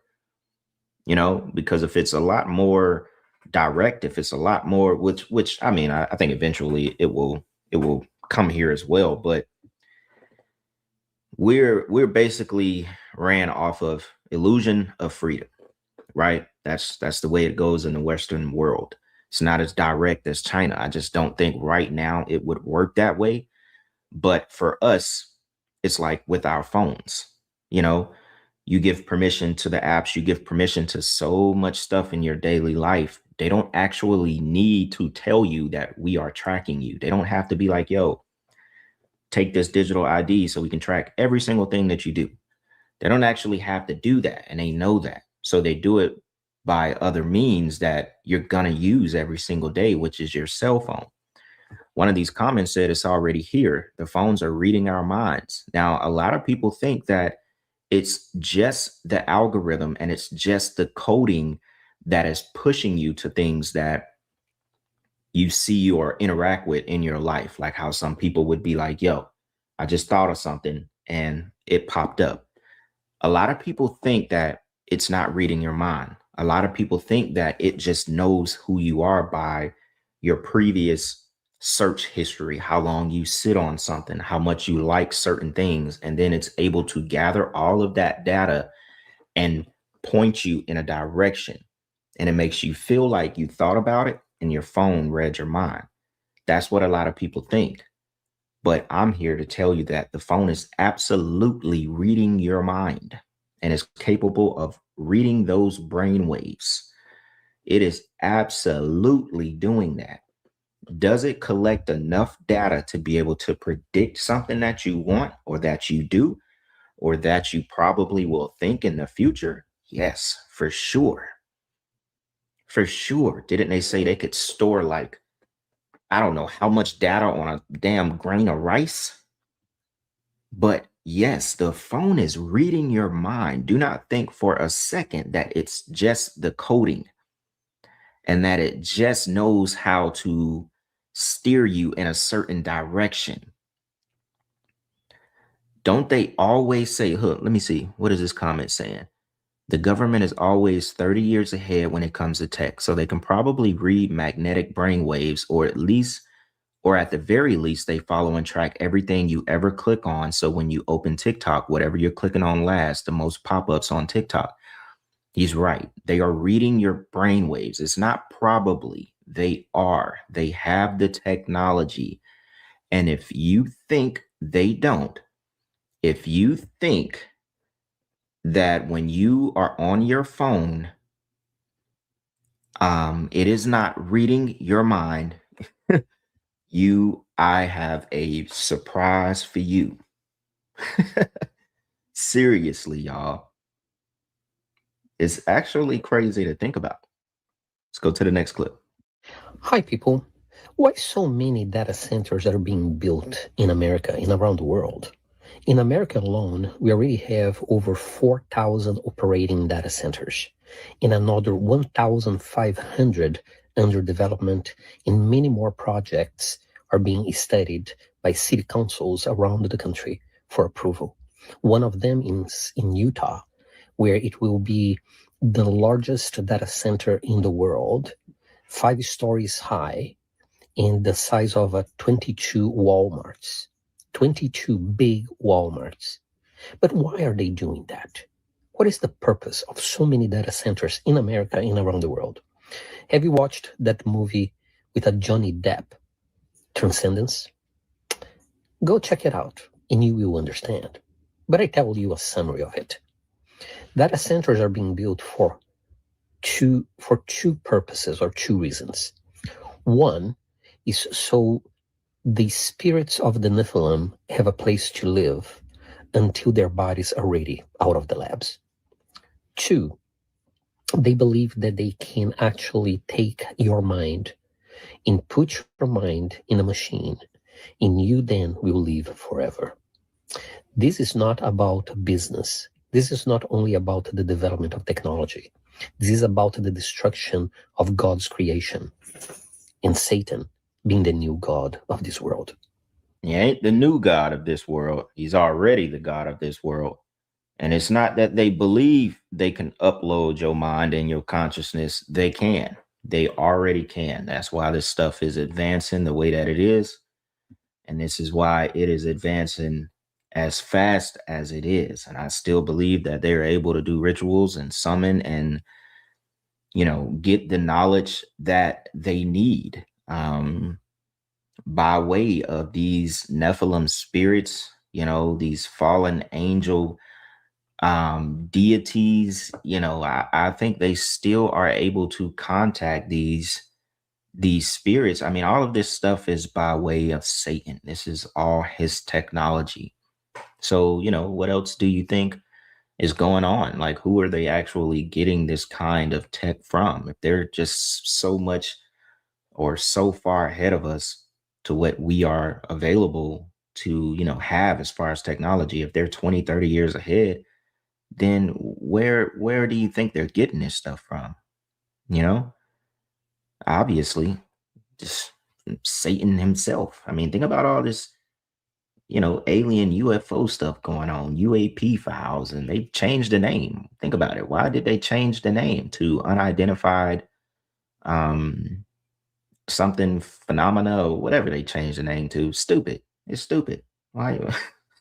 Let's get into a little bit about Cern. Hiding and not saying the truth. I know thyroid glands and radioactive elements can create cancer, and polonium can kill you like that. So this is the most dangerous. If you put radioactive waste in the sea, it stays for 300 years with cesium or strontium.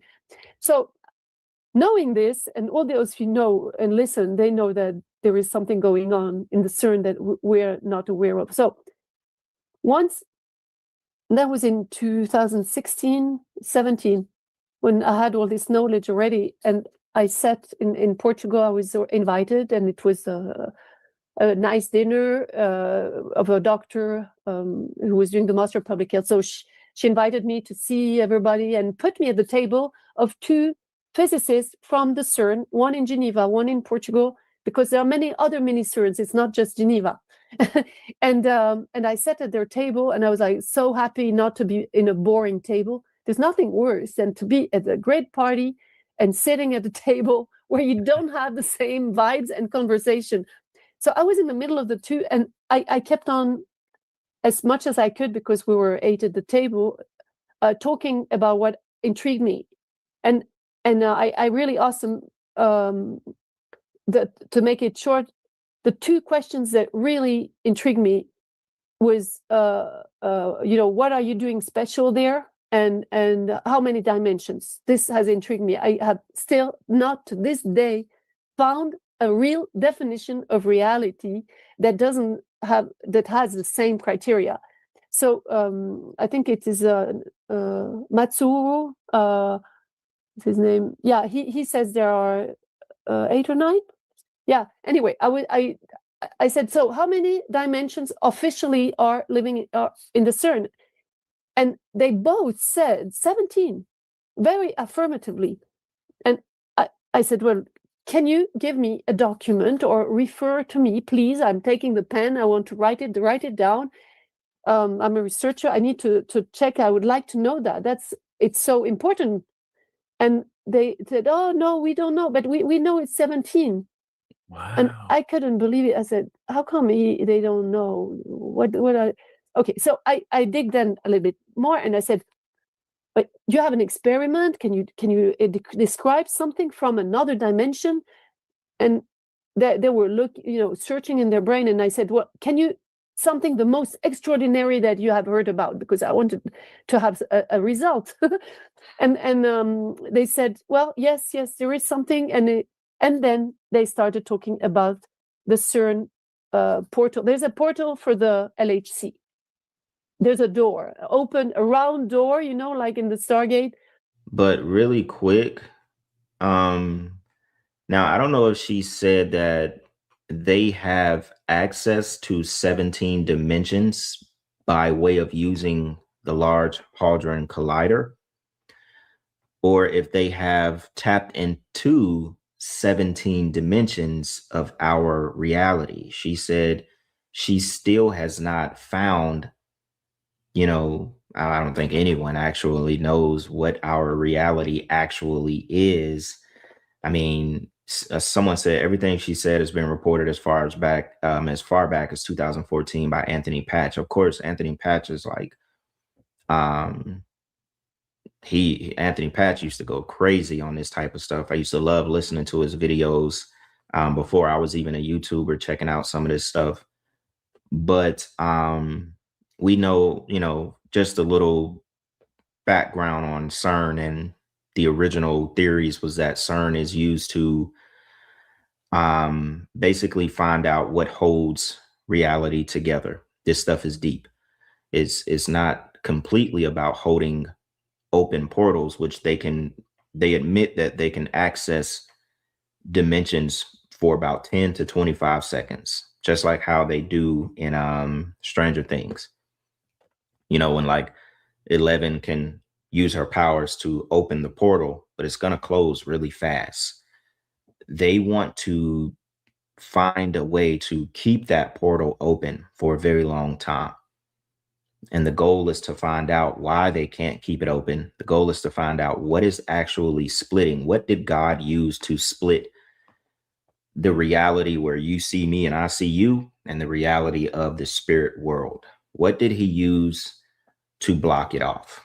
That's what they are trying to access. And through, them doing that, they're summoning things. It's not just about, oh, we just want to open it and see on the other side. They want to bring things from those dimensions. They want to put stuff in those dimensions. They want to send something through it. This is real life stuff. Truth far more stranger than fiction. They claim to continue finding these extra dimensions. I don't even know how they come up with 17 dimensions. It's just crazy stuff, y'all. A topic I love talking about. I love talking about CERN, these portals and extra dimensions, as the title of this video states. Her name is Dr. Astrid Stuckelberger. This channel is UAP Files Podcast. Very interesting. I think I'll go ahead and end it right here. I'm pretty sure we'll circle back to this topic, because it's not gonna just go anywhere. This stuff is gonna continue, because this is where the world is moving to as far as AI, the data centers. CERN still plays a major part in this stuff. Yeah, let me know what y'all think. Black Balloon, and I'm gonna see y'all soon. All right, I'm out.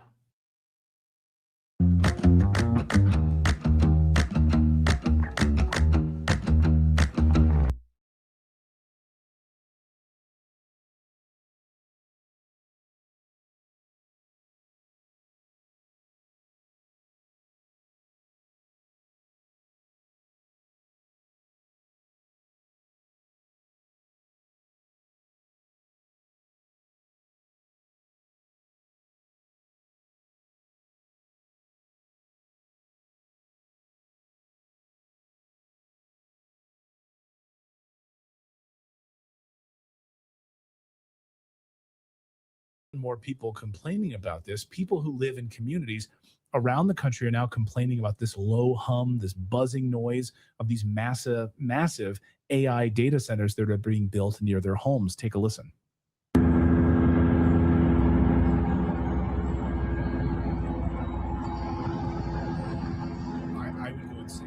I would go insane.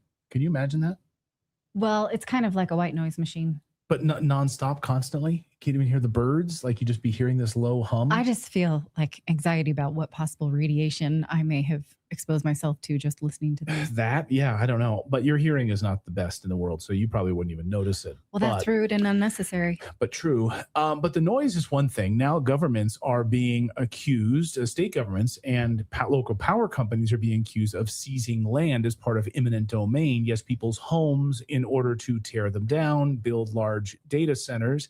Here's one Georgia resident who went viral this week saying her home is about to be taken for an AI data center. Watch.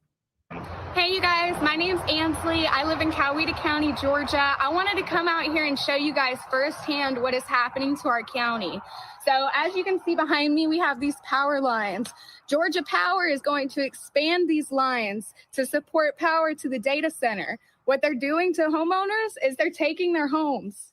This is my childhood home behind me. It is being taken by force by Georgia Power. Homeowners in this county do not have a choice. It is called eminent domain, and they will take it. Unbelievable. Austin Steinbart is a social engineer, founder of the Quantum Party of America. Shannon Joy is an independent commentator and host of the Shannon Joy Show, and they both join us now. Great to see both of you. Thank you for being here again. Thanks for having us. Our pleasure. Shannon, I want to start with you on the local communities piece of this and this displacement of families. Can they do this? I mean, you hear about governments taking homes for the expansion of highways or to put in a reservoir, but now AI data centers? Well, there's been an expansion of the use of eminent domain. When Donald Trump signed the executive order, I think it was an emergency authorization, he declared an emergency in regards to the artificial intelligence arms race. And I think that has opened up a lot of doors. I mean, there are a variety of ways for these corporations that are tethered to the federal government and to the powerful class to come in and make a justification for seizing land. I haven't seen anything as blatant as what you guys have just played there in that clip, but it doesn't surprise me at all. The use of eminent domain has expanded over the past 20, 30 years. And Donald Trump was actually notorious for, even before he became president, when he was a real estate developer, he was notorious for aligning with governments to force people off of their property using the justification of eminent domain. So this doesn't surprise me at all. And they probably have a variety of tools in their toolbox to shove people off of their land. It's pretty grotesque. I mean, Austin, this sounds like, I mean, the idea of it being sort of like a national this is for national security. We need these AI data centers. That's really what they're almost like what they're saying here. And that's the difficult part for local residents who are going and voicing their concerns, is because once there becomes a national security thing on it, they can kind of just truck right through. The other thing that's happening, the other thing that's being talked about in the tech community here, is they're pushing this idea that these people who are objecting to this, that they're being funded by some kind of other power. They're hinting that it's a foreign power. And in the past, they've used that to silence activists, right? They'll get one person in there who's a nefarious character, and they'll use that to slap a foreign designation on them, right? They're a Russian agent, they're a Chinese agent. And then the FBI can just, the legal door is open for them to just come in and destroy that movement. And remember, Donald Trump used this tactic and technique in the lockdowns of 2020. It was the emergency declaration and the fact that it was a military operation that was deployed to lock us down in 2020 that opened the door to all of the abuses and the liability protection that practitioners had in hospitals and nursing homes when they used COVID recommended protocols that came from the federal government. Not only were they reimbursed for those protocols to the tunes of hundreds of millions of dollars, they enjoyed liability protection for any of the countermeasures, including the COVID shots, which have maimed and killed so many. But no one is being held accountable because of the emergency declaration. So it's no surprise to me that Donald Trump has deployed this exact same tactic again to unleash these horrifying, grotesque, monstrous data centers across this country on every American with no recourse whatsoever. It's disgusting. And I'm specifically curious about the bedfellowship between private enterprise and the government. And what do you think this tells us about the, what we often refer to as the technocracy? I'll let either of you respond to that. Why don't you go ahead first? I said I don't want to. I mean, I could go on and on, but go. You start. So the military-industrial complex and the intelligence community, the covert aspects of it in the past have been organized around the kind of what I call the satanic bankster wing, and right now we are moving into the like breakaway tech bro wing. So the fact that that is the power, the most potent power of the military and the intelligence services comes from this wing of these tech oligarchs. So it's becomes a very difficult thing to push back against once that happens. Absolutely. And it was very evident in the summer of 2024 when Donald Trump, when Bobby Kennedy Jr. aligned with Donald Trump, in those months, it was very obvious that big tech, Elon Musk, Peter Thiel, Palantir, Oracle, Google, they were all aligning around the president. And I reported to my audience at the time that it was clear to me that the tech oligarchs or the techno-fascists had purchased Trump's presidency. They pushed him over the finish line. They put him and installed him in office. They dumped millions and millions of dollars into his campaign. And we knew, at least from my perspective, we knew even before he got into office that he was going to be a handmaiden for them and a Trojan horse for the techno-fascism that we're seeing now. They're literally on a flight with him right now to China. I mean, the head of Blackstone, BlackRock, Visa, Oracle, I think Larry Ellison is there. Elon Musk is there. Tim Cook. They're, I think even Zuckerberg, right, is on there. Blackstone, Qualcomm. They're all on a flight with him right now to China right now. He's their puppet. Yeah.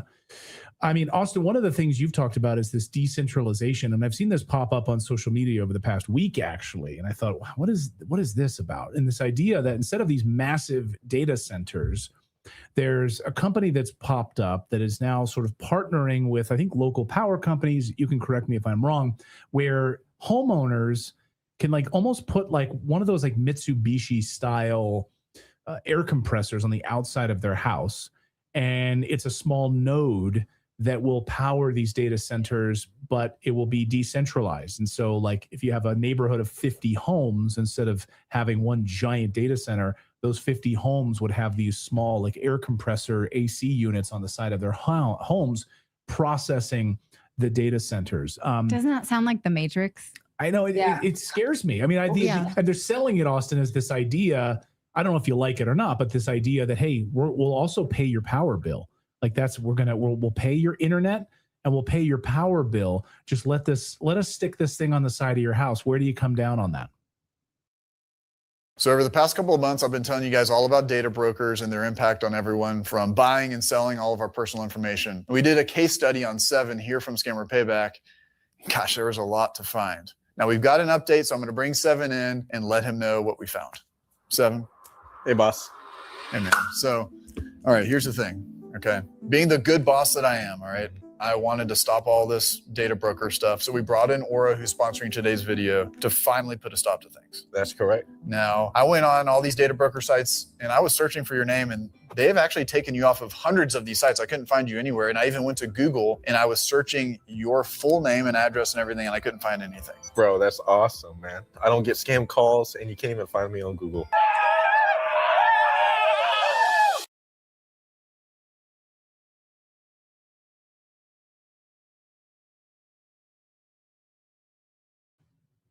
Well, I think the particular way they're packaging this, I think the particular company that's doing this, it's Span and NVIDIA and Dell and some other people aggregating into this thing. I think the particular way they're doing it is not necessarily a very good deal for the homeowner. It's a big thing out on your front lawn. It has to be liquid cooled in their model, so it requires regular maintenance. And the economic benefits that they are reaping from that versus the economic benefits that they're giving you isn't really a good deal. They could make $200,000 to $400,000 a year generate in revenue off of that one box, and they're offering to give the homeowner, we'll give you free Wi-Fi and we'll pay part of your power bill. So seems like a panic play of them to move it to a decentralized situation. But I will say I don't like that model. But I think the decentralization model in general is something that we should absolutely take a look at. So with these data centers, there's a few main concerns, right? There's the power concerns, there's the water concerns, there's the noise and radiation concerns. And then to me, the most important concern I have is the consolidation of all economic and political power on Earth. So I think that is the at least from where I'm saying, the top priority. And so what do we do about that? How do we push back? If they're building this massive machine, how do we push back against that? So I think we need decentralized compute, not as in the way that they're doing it, but we need to add some stuff to our constitution, the right to decentralized compute and the right to run your own open source models. Open source isn't something that goes to a big main brain at a company. It's something you could run on computers at your house, and you could tweak the model weights. So how it thinks, how it processes, you could adjust that. And you could circumvent these woke safety layers, right? Right now we have a Republican in office, and so they're not going as hard on these woke the safety layer is the thing that takes the answer the AI would give you, and it says, okay, if it's going to give you this answer that is something that goes against the pieties of the day, then transfer this over here into this mental gymnastics matrix and serve that to you instead. Kind of like what they were doing with the trans stuff, kind of like what they were doing with a lot of the other issues. So we, in my mind, and I used to be a data center engineer. I look at the right to have your own open source compute as essentially the only way that ordinary people can push back on this centralized machine here. To me, it's like the 21st century Second Amendment. Because think about it, what if just one brain and one computer controls everything? If that's the case, then all political and economic power is getting consolidated in one space. So I have a different model here, and obviously on the model that they're floating here, that is floating, hey, we're going to take those machines, and instead of putting them all together on the grid over there, we're going to decentralize them, but we're going to still put them on the grid. So I'm working with a group right now. We're bringing out this thing called quantum energy. A lot of people, there's a lot of talk on the internet about, the Tesla model, 0 point, like the idea you can open up a portal to this other dimension in the universe and harvest unlimited energy. So we're going to be bringing out a concept that could do that this year. We're taking it to mass market. And that is one of the things that I would take for decentralized compute to make sense. Because obviously a regular person, if you run, a few servers at your house, it's going to cost you thousands of dollars a month in power. So to make a decentralized compute model viable, you need two main advancements. One of them is energy, and we're going to be taking care of that. We can have a box that you could put on your house that you could just pull unlimited energy out of the ether. You buy it one time, and now you have no power bills ever again. The other thing that they need is cooling, right? So that really treacherous noise that you hear, a lot of that is from the cooling systems. A lot of the water that they're drawing is from the cooling systems. So there's this other new innovation that's coming out. It's this molecular air beam technology that can essentially channel air particles the same way a laser channels photons. And so it's this really super novel and cool way to cool computers. So we would like to say, right, instead of everything centralizing into one thing and then consolidating all economic and political power on Earth, that every single person, they have their own energy unit and their own mini data center at their house.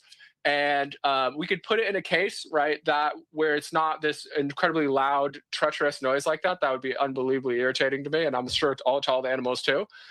It could be in a EMF shielded container. It would take no extra power drawn off your house. And what that would do would be two things. One of them, it would give you the ability to run your own open source compute. Because if you think about it, like the idea of using AI to like consolidate laws or to do a lot of the complicated things that our government really needs right now, in theory, that sounds nice. But if it's done in a centralized way, it's good. It's a artificial neural net, right? So it's going to take the priorities, right? Okay, who's the most important oligarchs? Who's the most important industries? And it's going to prioritize those people at the top and kind of put everybody else's interests to the side in the same way that the politicians are doing right now. So if everybody has their own compute, right, and that compute is advocating for your interests, right, now all of a sudden it's not just turbocharging the centralization that we have now, it's decentralizing that power. So that's from a political power, that's one thing. And the second thing is right now, those data centers, right, they are essentially taking, right, that is going to, the AI is going to swallow huge portions of the economy. And so when it does that, like, what do regular people do if it's going to put, like 50% of the country out of work? So what this would do is it would allow you to, when you're not using it, which would be most of the time, contribute that power and that compute in an aggregated way towards these frontier models, and it would allow the homeowner to reap the benefits of that. So I have a post on my Twitter, or on my X, excuse me. I still mess that up. But essentially doing the math out on this. So where a homeowner could buy a unit one time, instead of having them pay for everything, like the homeowner would pay for it. So you could either get financing or you could pay for it out of pocket. It would cost about $300,000, and it would make $200,000 to $400,000 a year. So even if you went and got a zero down loan at a ridiculous interest rate, which obviously our interest rates are pretty high right now. So I was trying to be realistic in the calculation here. You could net between what you could make and what that would cost, even with the payments on that thing, you could net $4,000 to $16,000 a month. And so think about that. Think about every single person in a suburban home that wanted to be able to participate in the future, that wanted to have, instead of AI being this dystopian thing that's consolidating all power and finances, have it be something that everybody could participate in and can kind of lend that compute towards that. And you could make, even with no money down, you could make $4,000, $16,000 a month. And if you were to buy the unit outright, you could make, $15,000 to $25,000 a month. That's the economics on that. So that would allow everybody to share in the economic benefit that this is creating. And what else that would do is, if they created some kind of nightmare artificial superintelligence that is going around wreaking havoc, like Skynet style, that would put everybody collectively, right, they would have a piece of that compute that we could just turn our machine off, and now that the brain is pushed back on, the brain isn't out there just roaming free. So it would be a way to completely change the power dynamics of this whole situation here. So exceedingly practical. Like I feel like a lot of times on this show we sort of complain, and then you're like, well, let's try this. I love that. Shannon, do you think the politicians, the powers that be, whatever, let this roll out? Would they be able to stop it, do you think? I mean, they're going to go to great lengths to consolidate power, to what Austin is saying. Well, I guess that's the big question. I really love your vision of decentralized power, of allowing Americans to essentially become almost like homesteaders. I think that could be a way for the regular people to decouple from the system or emancipate from the system. The question is, are they going to allow us to emancipate? And the answer is no, unless we fight back and unless we organize. And so I think what Austin is laying out is a really great alternative that people can accept and people can decide whether or not they want to participate in. From my perspective, I use a little bit of AI, but I have largely found it to be wanting in a lot of ways. And I think that there's also a movement across the United States of America and the world of people actually rejecting technology in certain aspects. They don't want the Big Brother surveillance cars. They don't want the Big Brother surveillance appliances. They don't want the government to collect all of our information. They don't want AI running courts, and they don't want AI doctors and AI hospitals. They don't want AI determining who is elected, the politicians that are elected, or whether we even have elections. They don't want AI governing. And so there is going to be a resistance, and I think it is natural and normal and actually healthy. Without actually throwing away artificial intelligence, we can use it for some things. Without throwing away technology, we also have to make sure that we throw away the types of technology and AI that are not good for humans. And so we're seeing there are trends. I report on these on my show every single week of people who are saying, you know what, this is more trouble than it's worth. we don't want what they are cooking up for us. And they do have an ambitious agenda. Like, first we have to stop the technocracy, the techno-fascists. They have committed a coup d'etat. They have taken over our government. It was never more clear than when Elon Musk went in under the guise of Doge and sucked up millions of, if not trillions of data points of every American. They went into Social Security, the Treasury Department, Health and Human Services, and literally vacuumed up trillions of dollars worth of private information. Donald Trump handed that on a silver platter to Elon Musk. It's why they're not fighting anymore, and they were never really fighting to begin with. But our job, I mean, the reason they need these massive data centers is so that they can absolutely suppress and control and destroy humanity and do with humanity what they want. So they want the robot police and the drone surveillance. They want the biosurveillance. They want the tokenization of every living thing and every object on the face of the planet. They want all of your data, from the moment of birth until your natural death. They want the digital ID, the digital currency. So all of that needs a lot of compute. They need to process all of that so that they can use that and deploy it back on you so that they can surveil you and set up the 15-minute cities. They want all of the AI automation. And I'm telling you, I don't want any of it. I want total decentralization. So I think that his ideas are fantastic. We should start with local governments, local municipalities, your township, your village. I mean, people now, if they're not organizing at the local level from every corner of this country to get to their town board meetings and smash these. And by the way, these data centers, 50% of them have already been completely canceled or delayed because of local pushback. So the idea that this is inevitable, that resistance is futile, this is what Elon Musk and Peter Thiel and they would all like you to think, that this is just inevitable. That's absolutely false.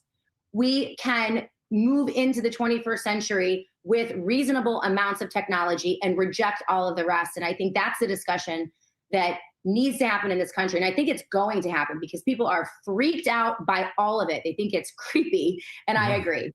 Do you think, Shannon, at the heart of it is a depopulation agenda? This is Agenda 2030? If they want, I mean, they see us as the herd. Imagine the people who run things. They view populations the same way an exterminator would view cockroaches, or a farmer would view a livestock. If we're useful, they'll keep us alive. If we're doing what they're told within the, corralled into whatever system they want us in, then they'll let us hang around for a little while. But if they want to cull us, they will cull us. If they want to vaccinate us, they will vaccinate us if they can, right? And that is their dream. So I think the idea of, mass depopulation, maybe, I mean, these guys, they're creepy. They all look crazy. I mean, Peter Thiel looks like death warmed over. He looks like a demon already. I don't even know why we allow these people into these positions of power. They're weird, okay? And they have horrible halitosis. I can tell you, just standing next to you. Oh my gosh. They have too much money, too much time. They have a God complex, and they're running amok, and we need to stop them. So I run this organization, Quantum Party, and that's kind of the idea of that is everybody goes independent, and then we can pull from all sides, and we can kind of have a realistic conversation about where this is going and how we're going to orient it in a way that takes care of everybody. So we want decentralized AI. We want to make it a hard set legal principle, like constitutionally embedded, that all of the data we generate is constitutionally our intellectual property. And so every time it's touched, that they have to pay us royalties. And so I see that as, with this surveillance state, I don't see there to be like a very good way to push back against it besides to make it prohibitively expensive for them to do these dragnets on us, right? If they had to pay us royalties every single time that it touched our data, whether that's the FBI, the NSA, whether it's Google, whether it's whoever, then all of a sudden it would get prohibitively expensive for them to do that. Obviously, we have this amazing window. I think the Israel situation has kind of caused some of the left and right to drift together around baseline of anti-war, and I think this AI stuff will continue to bring the left and right together. So if we can generate a massive movement that is like tech focused, right? What is the world about to look like, and how do we make that an acceptable place for regular people? That's kind of what the Quantum Party is all about. We're all about decentralization and how do we orient this technological world that we're going into to serve the people and have it be a rising tide that lifts all ships, and have it also, importantly, have it be something that you can opt out of, right? If you don't want to be a part of that, you should not be dragged into that kicking and screaming. I was just going to ask you that. That was going to be my question to you. There has to be that option. You know, I live in upstate New York, Finger Lakes region of New York, and heavy Amish and Mennonite populations up here. And so we have the farmers markets, and, you know, every so often we'll go and, you know, I'll talk to some of the Mennonite farmers or the Amish, and you get the sense that maybe they have it figured out. They're doing just fine. They're doing just fine. And we're kind of like, oh my gosh, we need all the robots. And it's like, it does not have to be that complicated. But I like technology, Austin. And so I like a little bit of it. So I love where you're going with this, that we don't need their dystopian, nasty model of control and tyranny and totalitarianism. You know, we can take this back, but you're absolutely right. We're going to need Democrats and Republicans who are normal and sane to kind of shed the fear of one another and come together, because, you know, they put together an unholy alliance designed to suppress us, suppress our Constitution, crush our God-given natural rights, and take everything for themselves. They want all of it, and we have to stop them. So I love what you're doing. I think it's really exciting. Yeah. All right. Well, Shannon and Austin, thank you so much for your time. We really appreciate it. Yeah, I love this discussion.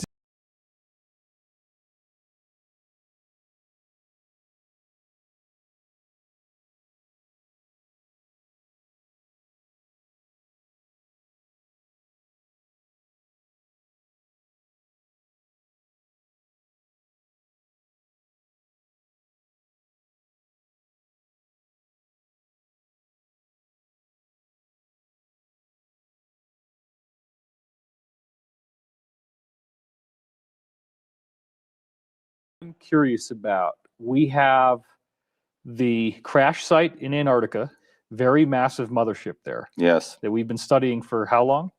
24 years. And we have some kind of connection between that wreckage and the underground civilization that you described in Ecuador. Yeah. Which you said is actually started maybe as a craft, but then it got built out or something? The energy of the craft must have stimulated, must have had also organisms on it or bacteria, because it changed inside the cavern into a different atmosphere even. And the creatures that are down there and the plant life and stuff is completely different, you know, than the surface. And they have taken creatures out of there, brought them to the surface, and they instantly died. Can you breathe the air without an apparatus? Yes, it's the cleanest air. I mean, it felt great down there, actually. Now, another thing that has all kinds of light bulbs popping off in my head is that the oldest of the Antarctica wreckage that I've heard about from more than one source is apparently 33 feet tall giants. Yes. Have you heard anything like that? Yes, I've heard about that. Okay. What did you hear specifically? That there was a lot of other sarcophagi and a lot of other extraterrestrials, bodies down there that were over 30 feet tall. One of the amazing things that we found at this other place was a 33-foot being inside a sarcophagi in a state of stasis. Really? So, you know, this is kind of a pre-Adamite type being, we believe. And of course, the pyramids are nearby. The empty block cube rooms are nearby. The white, 5 acres of white powdered gold is nearby. And this is where the steps descend down into the hollowed out meteorite, or whatever you want to call it, the hollowed out earth rock that is suspended around aquifer. Right. They're trying to build a story now behind everything and slowly release it to the public in a very calm way, because it goes against, of course, all the stuff that we've been brought up to believe as far as where we come from in religion. So they're going to just slowly, seep these things out. One of the insiders I spoke to said that there was a dark agenda to some degree for disclosing Antarctica. They felt that it would be able to create a religious war. Well, everything down there is just going to destroy organized religion as we know it. Why do you think it would? I mean, because they have found tablets and information and intelligence down there that it's proving the history of Mars and the moon and the history of this area of the universe. I'll say this area of the universe. That being brought up would cause probably a huge conflict, and that's what they're worried about. So, I mean, it doesn't necessarily mean that Jesus was fake or Moses was fake or Muhammad was fake. You're right. I mean, all these avatars have lived here and have been here and have been, these amazing gods and people. If they did bring up everything, let's just say the stories that are being told are not completely told to the full extent. There's gaps and things that are missing, and this will fill all those gaps. And it's like an unfinished book with all the religions. Wow. So this will fill in all those loose gaps, and everyone actually will come correct. But of course, I'm sure some will not. So you're saying that this massive boulder that was found somewhere in America, the undisclosed location, has remains of giants in it? Yes, correct. And could you explain a little bit more? You mentioned armor, you mentioned skeletons. Yeah, a lot of skeletons and armor, lots of gold and silver and the old medieval type treasure stuff, you would find lots of coins, lots of pots full of coins. But I thought I also heard you say that you felt like the entire interior of the egg was also stuffed with white gold. Yeah, there's about 5 acres that we determined of powdered white gold in there in a separate section. Oh, so it's not like the whole entire egg is filled with white gold. No, just one small section. Cavities that people could use and walk around in. Yes. Now, you were describing this very strange idea, something about this light that gold emanates that seems to penetrate matter and can be detected by certain people who maybe are psychic. Is it like remote viewing? Well, no, it's not like remote viewing. They actually have different cones in their eyes and that can see many different wavelengths of blue and gray light. For some reason, they can look across the ocean and see a place that has a large amount of gold. Unlike, how our treasure hunters today, we don't have that capability. But these treasures that are the most amazing, unfortunately, are on land, below the land, inland. So there's a different type of treasure hunting now. I want to go out on a limb here and ask you this. I kind of get the sense what you're saying is that maybe there's a certain strain of extraterrestrial DNA that's seeded into human population. And those people, whether they're aware of it or not, might have a slightly different optical apparatus, slightly different retinal tissue, that if they became aware of what they could do, they could learn that they would see this unusual fluorescence around where gold deposit is. Is that true? It could be not only that, but also that somehow they were downloaded from an extraterrestrial, to increase their vision and have an upgrade. We call them upgrades. What's interesting is inside that cavern is also some other things that we have found that shows the lineage from where everyone came from. But that's the biggest secret that's down there is the secret to all of us and where we came from and the lineage of our DNA and what it contains and also instructions on how to read that DNA and instructions on how to build stargates and open up portals and things like that. So it's a plethora of not only religious artifacts and extraterrestrial artifacts, but it's also got a lot of amazing tools in there that we could use. If you had those special rods and cones in your eye, what would you see? They see just like we do.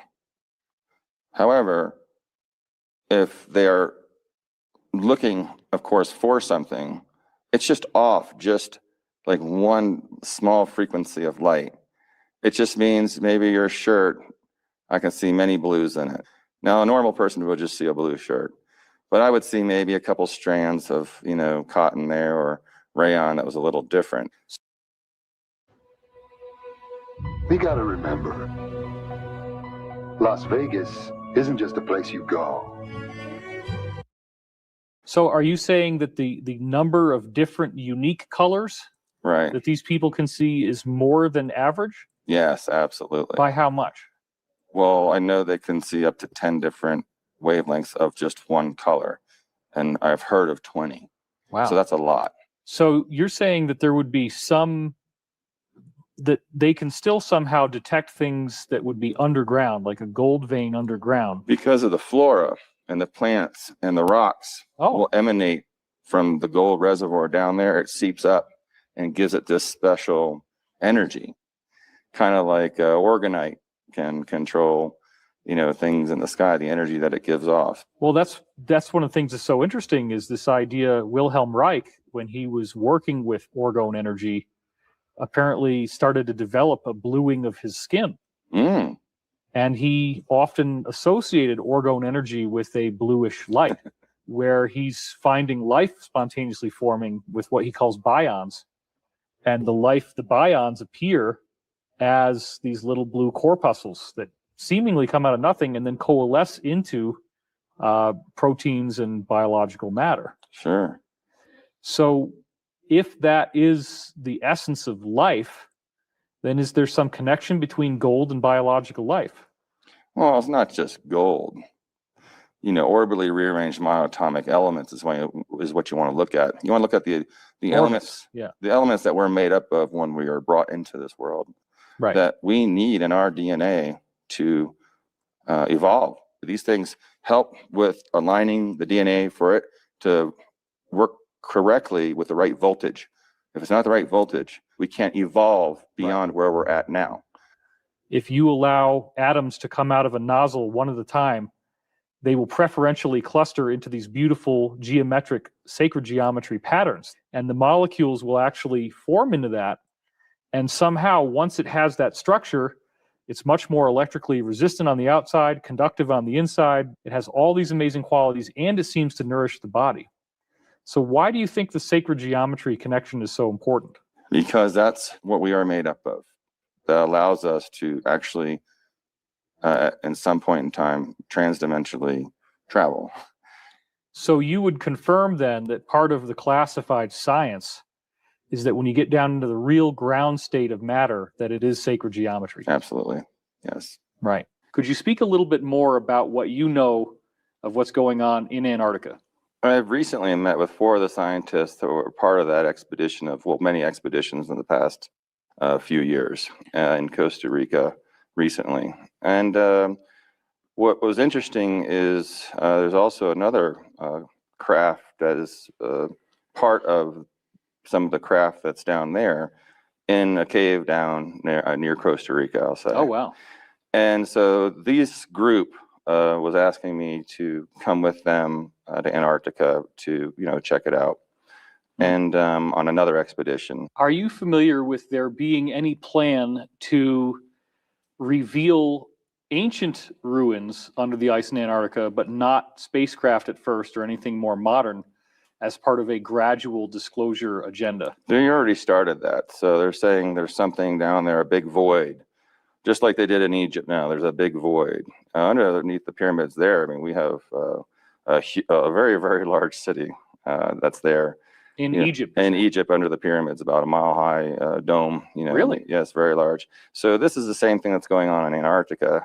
So they're slowly saying, wow, through satellite imagery with special ground-penetrating radar, certain scientists which have nothing to do with trying to find bases, by the way, more like trying to find oil reservoirs and gold, have stumbled upon these giant voids. All of a sudden, in the media, we hear this report that neutrinos were used to discover a very large new chamber in the Great Pyramid. And that's a very large, previously undisclosed space. I've heard about that. Now, with the technology you're reporting, it would appear that they would have known about this for a long time. Oh, they've known about it for a very long time. Have people been into that room that you know of? Yes. Really? Yeah. And that's what, the Alliance needs to decide is what do we release and how slow do we release it? So is there a way into that room already? Do we know what's in that room? I'm 80% sure they've already been in that room from the bottom up. There are tunnels that they have already dug under into this city. What would we actually see if we ever get to see the footage of this room? What would be the most surprising thing we would discover? Well, you're going to discover a lot of literature and tablets. Wow. And also artifacts that are not from unearthed, not of Earth origin. Wow. Technology, which most of it has been removed. An insider that Pete Peterson has hoped to get me in touch with, it hasn't actually happened yet, but this person was involved in the excavation of a strange sort of metallic alloy sarcophagus from the same Giza Plateau area. And they removed the sarcophagus and they were trying to figure out how to get it open. They were transporting it on a US military ship of some kind. Someone telepathically interfaced with this sarcophagus and they could read the inscriptions. Even though originally it was a different language, they could read the language. And then they had to sing a certain note or phrase, I can't remember which it was. A harmonic, yeah. And you put your hands out like this and it opened. Mm-hmm. And then what they found inside were these various kind of handheld tools. And some of the tools apparently would give you holographic reconstructions of historical events. Yes, I have heard of very similar stories of these sarcophagi and coffins and tubes that are made of some unknown metal, but they're seamless. Wow. And they can only be opened, as far as I knew, by lineage, actually, and harmonic. What about this idea of an object that you might be able to hold in your hand, and then you can kind of talk to it with your mind, and it will show you like a library? Absolutely, it's a consciousness-assisted technology that you have to hold and use your consciousness. You have to think about it. But some of these devices, these consciousness-assisted technologies, are all lineage related or frequency related. Genetic marker in your DNA, you're saying? Yes. When we had Pete Peterson here last time, he gave us some extremely fascinating information about very, very long, many, many miles long, perfectly carved tunnels in South America. And he talked about what appeared to have been a vast extraterrestrial city down there. And of course, with our show on Gaia Unearthing Nazca, Pete is claiming that the bodies we had on that show were from this city. My scientist sources also have invited me down there to analyze the tunnels, which have a lot of craft in them, the tunnels actually have beings frozen in time sticking out of the walls. This is totally amazing, Emery. I'm just going to be honest with you. And the reason why is that I got another briefing from Pete. I haven't said a word about it to anyone. I'm going to do it for the first time right now. Okay. And the briefing was that because Gaia did Unearthing Nazca, the show, that our Alliance people have gotten a lot more interested in that area again. And apparently very recently, we took custody of these 5 different craft, and he said they are so advanced that we've got whole teams of people. He estimated 2,000-3,000 people are working on these craft now, but it's so advanced we have like no idea how to get into it or what the heck is going on. So I'm curious about your thoughts on that. Yeah, I agree with that. But when you say we, who are you referring to took over the 5 craft? I guess it would be the Alliance or DIA, Military Industrial Complex, what we would call a MIC secret space program. Okay, folks. that I can confirm 100%. They are now in control of all the tunnels and all the ships and all of the bodies and all the technology, which was recently just happened. Really? Yes. And it's now very difficult to get in there, but I'm still deciding whether to go or not. I'm right now being published in Stanford University for the Atacama being coming forward with Dr. Gary Nolan. So you'll see that white paper with my name on it, which, kind of gives me some credit about, my background. And you told me before that apparently the Atacama humanoid that you had in Sirius is not the only one. Could you tell us a little more about that? Yeah, I can.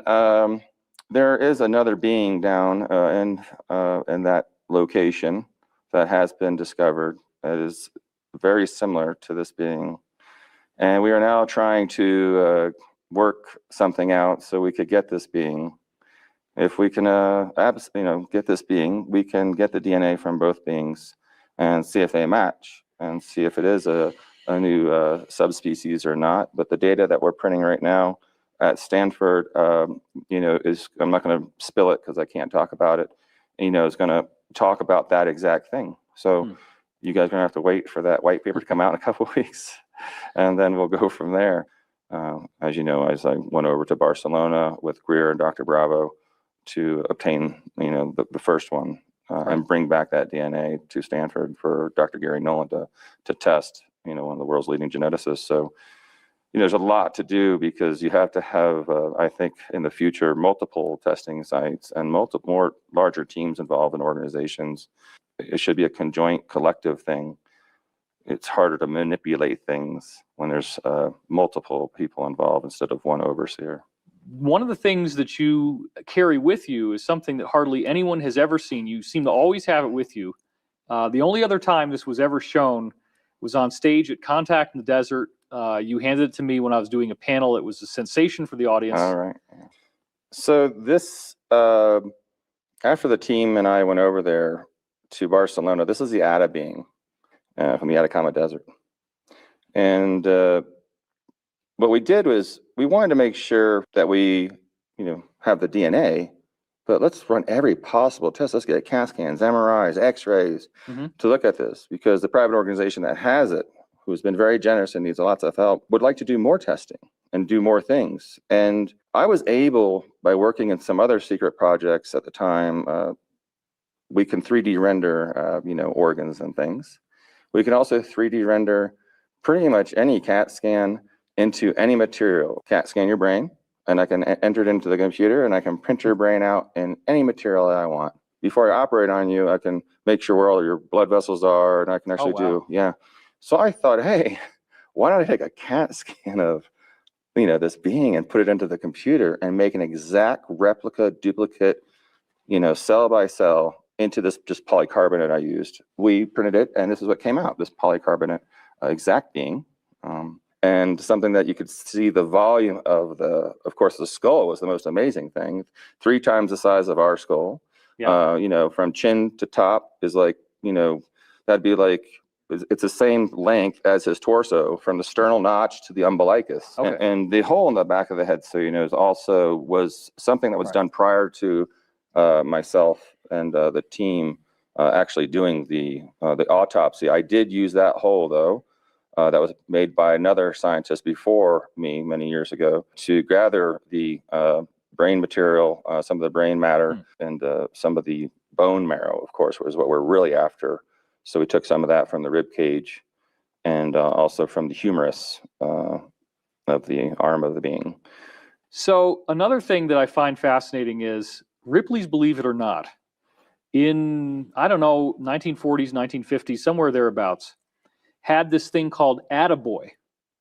And it's just like the Atacama humanoid, same size. The only real difference is that the head is a little more bulbous in this way, as opposed to the way the other one looks. Yeah, I saw that one. It's so similar in many other ways. Do you think that's from the same species or a similar No, I don't species? believe so, Okay. no. Yeah, there's too many differences. I did look at that at one time closely. So I don't believe it's from the same lineage or phenotype at all. But do you think it might possibly be extraterrestrial also in its own way? Without actually bring the proper test, I couldn't speculate. Right. It wouldn't be fair. So another thing was these edifices that the people on Easter Island wore on a necklace. Right. Yeah. And when you look at the necklace, when you look at the body of this thing, it looks exactly like what you autopsy. The only difference is that the face is kind of a stylized human face. It's got these large round eyes, large kind of nose and mouth. So it's kind of an exaggerated human face with large eyes. That part looks wrong. But the body is absolutely dead on. I think there's a connection. I do think there's a connection with that. Like I said, I don't know enough about their history. I just know from, learning from you about that story and seeing some of these pictures a while back, that there is correlation for the body that is. And whether the bodies are replicas or they're the actual bodies that were mummified, how they're buried, where they're buried, the temperature, the humidity, and then all these other factors that fall into place. So I can see why you're asking these questions, because they are similar in many ways, but they're also, there's differences. And without actually having like all three of them right there for me to say, I could say, but I do agree with you with the bodies are very similar. We were talking about this concept that you weren't that surprised by the idea of very elaborate genetic hybrids being made by our government. How much had you been briefed on genetic hybridization programs before you ever started this particular job with these so-called salmon fillets? Yeah, I was not actually. I was a very low classified individual at that time. So it actually didn't happen until about a year or two later, where because of what I was, dissecting or whatever, led to other briefings that led to other briefings, because a lot of these beings were connected to ships. And when I got pulled into that, then I was pulled into other things that had to do with hybridization, because I was actually told once that one of the samples was a hybrid. And that's how I knew they were doing a hybridization. They didn't hide it that time during the briefing. It was kind of like a tiger. It was a tiger type, human type being. It was very humanoid and only stood about 5 feet tall. And it was very, the way it looked was very dismantled. It was not correctly, it was just morphed very, very horribly. And I don't know, I cannot tell you what DNA they were used to make this creature. I could just tell you what it looked like. You understand what I'm saying? It had the aspects of a cat face, like a tiger, and it had very large green eyes. And it had whiskers, and the body was very small and very frail, and it had just regular fur. So do you think this was like a failed prototype idea? Yes. Of some kind? Absolutely. I think it was a total failed prototype. Yeah. What do you think this tiger being could have been used for if it had, I mean, I know it's speculation. But. Well, speculation for me, total military type, operative type, super soldier type programs used to maybe some future war or something to release all these crazy hybrid killing machines instead of using humans, of course, first. Right. And then, send in the humans or send in, of course, that is probably in the future. I'm sure it's going to be mostly clones and drones. The war will be fought, inside a computer room. You said something about that the clone might have memories loaded into its mind? Yeah, they can program the brain using very, very small sensors and, how can you say this, wiring. Implants. Yeah, implants. Yeah, okay. That stimulate certain parts of the brain, and they can also download it and make you believe, that you are Marilyn Monroe, or you are David Wilcock, or you are whoever. And this is actually what has happened to you in the past 25 years. And you just wake up in the bed one day going to work. What is the reason for why these cloned beings seem to have a shorter lifespan? I think anytime you take any type of cell, like we have problems with stem cells right now, when you take them and you multiply them, there's a couple of them that come out not too well. So I think it has something to do with that maybe it's not supposed to be done, and that there's a unhealthier clone every time you clone someone when you do it that way. Were you aware of any other being like the tiger human hybrid that was a hybrid program that you were directly briefed on or allowed to see a specimen of? No, other than that, there was one that was kind of like a manatee type version. Really? Yeah, a manatee type, walrus type, seal type, phenotype there that they were utilizing that had a very, very weird look to it. Also was disproportionate and was dead upon seeing it. And I believe that was part of a project where they were mixing mammalian with, human DNA. I don't know what they were going to do with it, but it looked like an upright, like a manatee, but upright with arms and hands. Well, just to follow on that for a second, are you familiar with there being any bases that our government or the cabal might have that would be under the ocean? Yes. And how would that work based on what you know? How would you build a base at the bottom of the ocean, let's say? Well, there's bases that were already there that they took over that have been here for millions of years that were already functional. And most of the bases, so are not just like bubbles on the bottom of an ocean. They're actually under the ocean's crust. Right. So that's how they really bore in there. And they build it from underneath up. They don't go down from the surface of the ocean with a bunch of 2x4s and steel parts. It's a very complex, a very advanced way to make an underground sea lab. Some skeptics might say that we barely even have the ability to get any submarine that far down. You know, the pressure would crush any type of technology. So how have they overcome those limitations of the pressure? Oh, no, they don't use submarines that use, our own alien reproduction vehicles. We form our own gravitational force. So we're inside our own gravity field. So we cannot get crushed. I mean, we form, that's why you can go to space. And that's why you see some of these UFOs and these other ones just go right into the water that you keep going because they're in their own environment of their own gravity. So it'd be easy for that to, for them to transport people or equipment or whatnot. And there's enough pressure that they can generate enough gravity that they can easily counteract the pressure of the ocean? Oh, absolutely.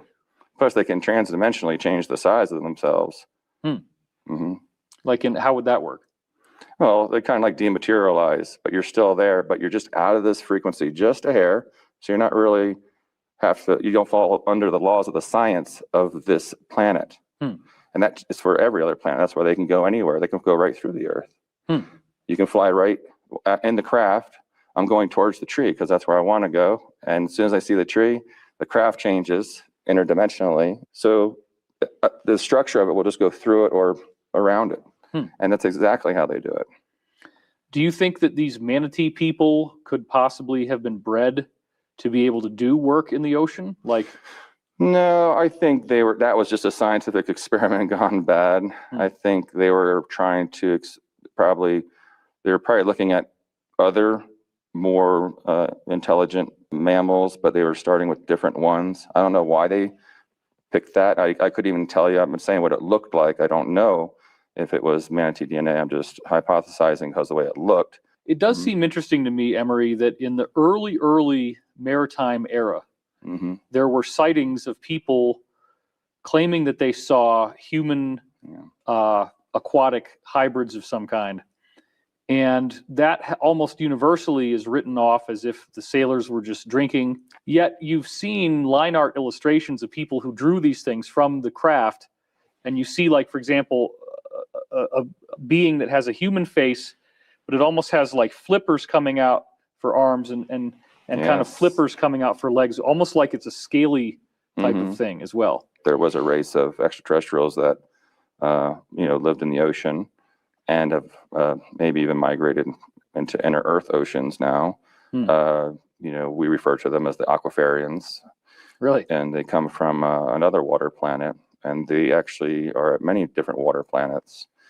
I'm not sure too much more than that. What exactly does it look like? Could you be a little more specific? Yeah, it looks like you said. It's a human form, and it's a very beautiful face with long hair.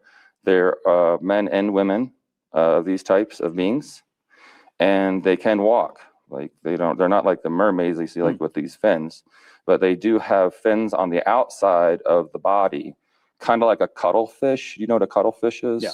They have these fins that are on the outside of the body that allow them to propel themselves very, very fast. And they're very strong, and they're very tall. You mentioned that to me in private conversation. Okay. That the locations of where we chose to build military bases might not be totally arbitrary. What are some of the hidden reasons for why certain bases are where they are? Well, not all bases, but a few bases, like I told you earlier, were built on certain grid points on the planet because they were built on top of other ancient bases that were there. And some of those ancient bases already had, working energy devices and alien craft and portals. So they would literally be able to just dig right down into that base and reoccupy it? Well, not reoccupy it, but study it and, reverse engineer it. And of course, if they were building certain portals or certain other devices, they would make sure it was put on that same grid point, or try to activate certain portals that are there. So you're saying then that in certain cases, a military base might be built over a wrecked extraterrestrial vehicle that's underground somewhere? Absolutely, or a base that was already been there from ancient times or from extraterrestrials that abandoned it. So are there certain cases where the craft itself would be very large, like very unusually large? Very large, absolutely. Okay. I mean, Kirtland Air Force Base is the 5th largest land base in the world. And you have to look at a lot of different parameters when you're trying to associate and balance all the different bases. And if you're really into this kind of thing, there's craft that are very, very, very, very large that's stuck in the crust of our Earth. Some of the structures underneath the ground could be just as big, 10 times larger than the Giza pyramids. But are pyramids in some cases? Right. Yep. Wow. In that kind of shape. Wow. In the past, you've talked to me about a very interesting technology that apparently can see quite a bit more below the surface of the Earth than what our conventional scientists would think is possible. So could you talk a little bit about that first? Yeah, sure. I mean, it all started using satellites, of course, looking into the oceans.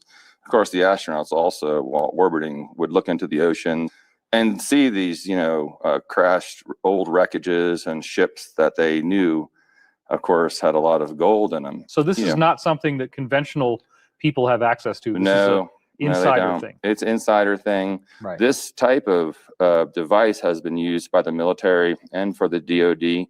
I can't say who has this but it is privately owned. When we were hired, my team, to go out to look for in an undisclosed location in the United States of America, to go remote view an area that has been known, been getting these hits of a possible gold reservoir, and they were looking for a special treasure, I'll say. And I can get into that later. They hired a couple colleagues of mine and myself to go out there and to first lay the flags on the mountain where we thought it was.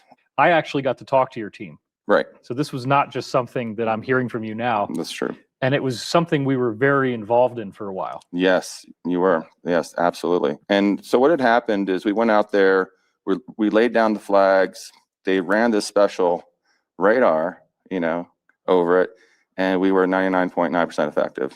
So we in finding out where the gold was at.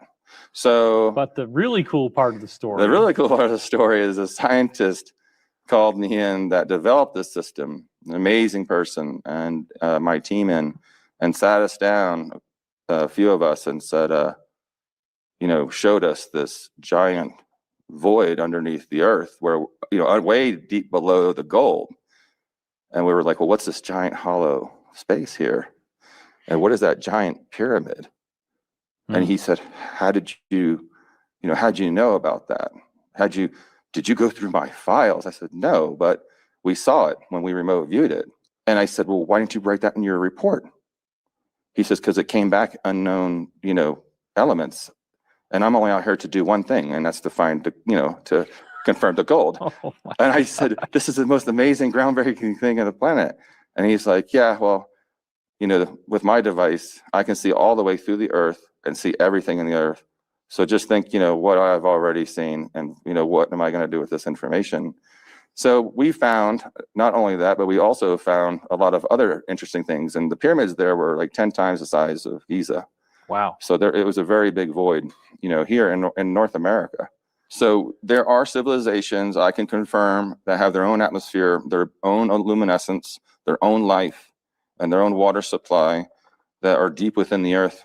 And one of the elements that we discovered, that why we were called in, and some of the things they found down there was, a huge reservoir of pure white gold.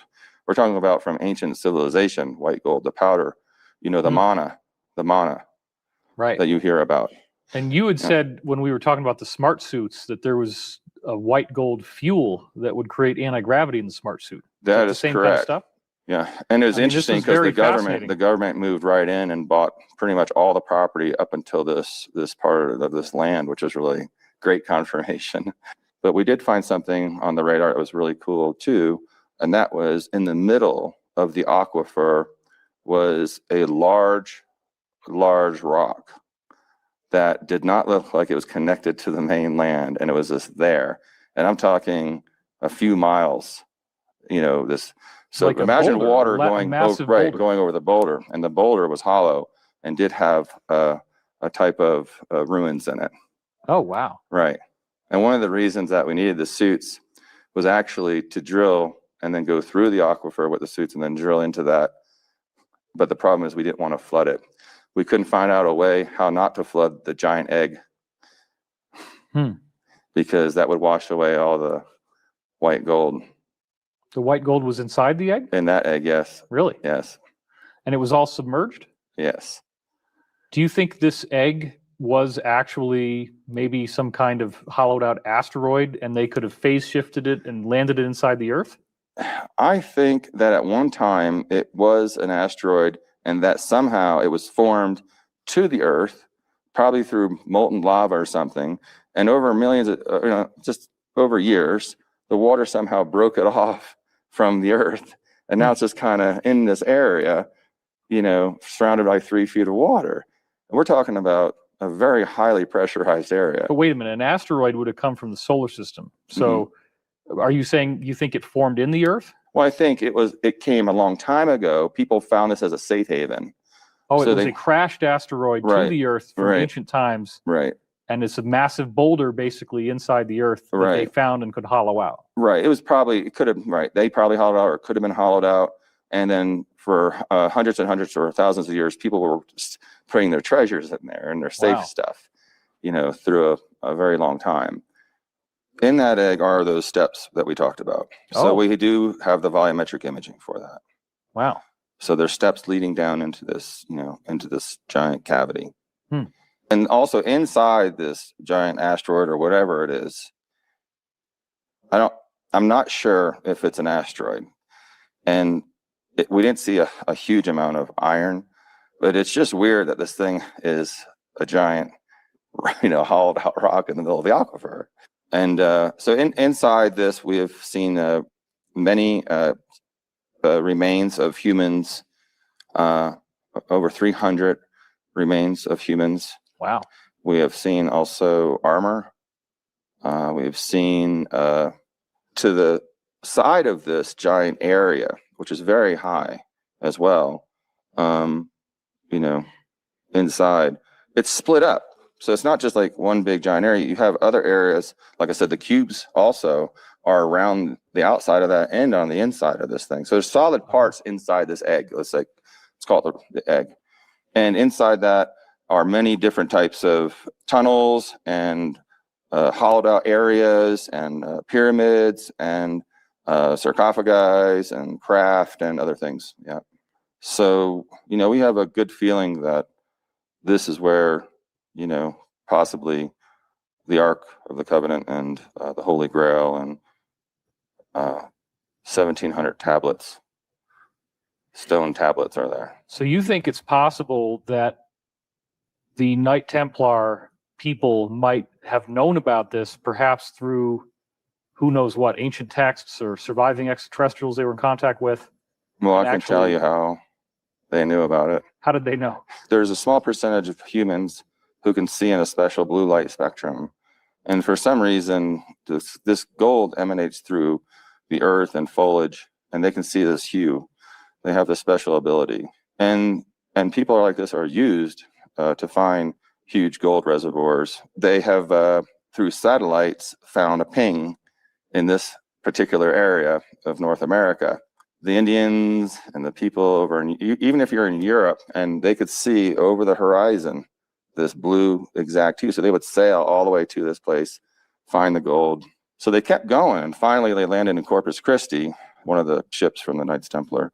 And we believe that they trekked in somewhere up into North America, which I can't disclose, and then buried it in this area that already had the world's largest gold reservoir. Oh, wow. Because they thought this would be the safest place. Several insiders have talked about the Sahara Desert, the northern third of Africa. And it's all a big desert now, but they have all said that if you go anywhere between 40 to 400 feet down in that sand, that it is just amazing. And it's everywhere. Massive ruins of a civilization. Mhm. Have you heard about this? I have heard about this. Okay. What do you know about it? All I know is they did that with ground penetrating radar from a satellite.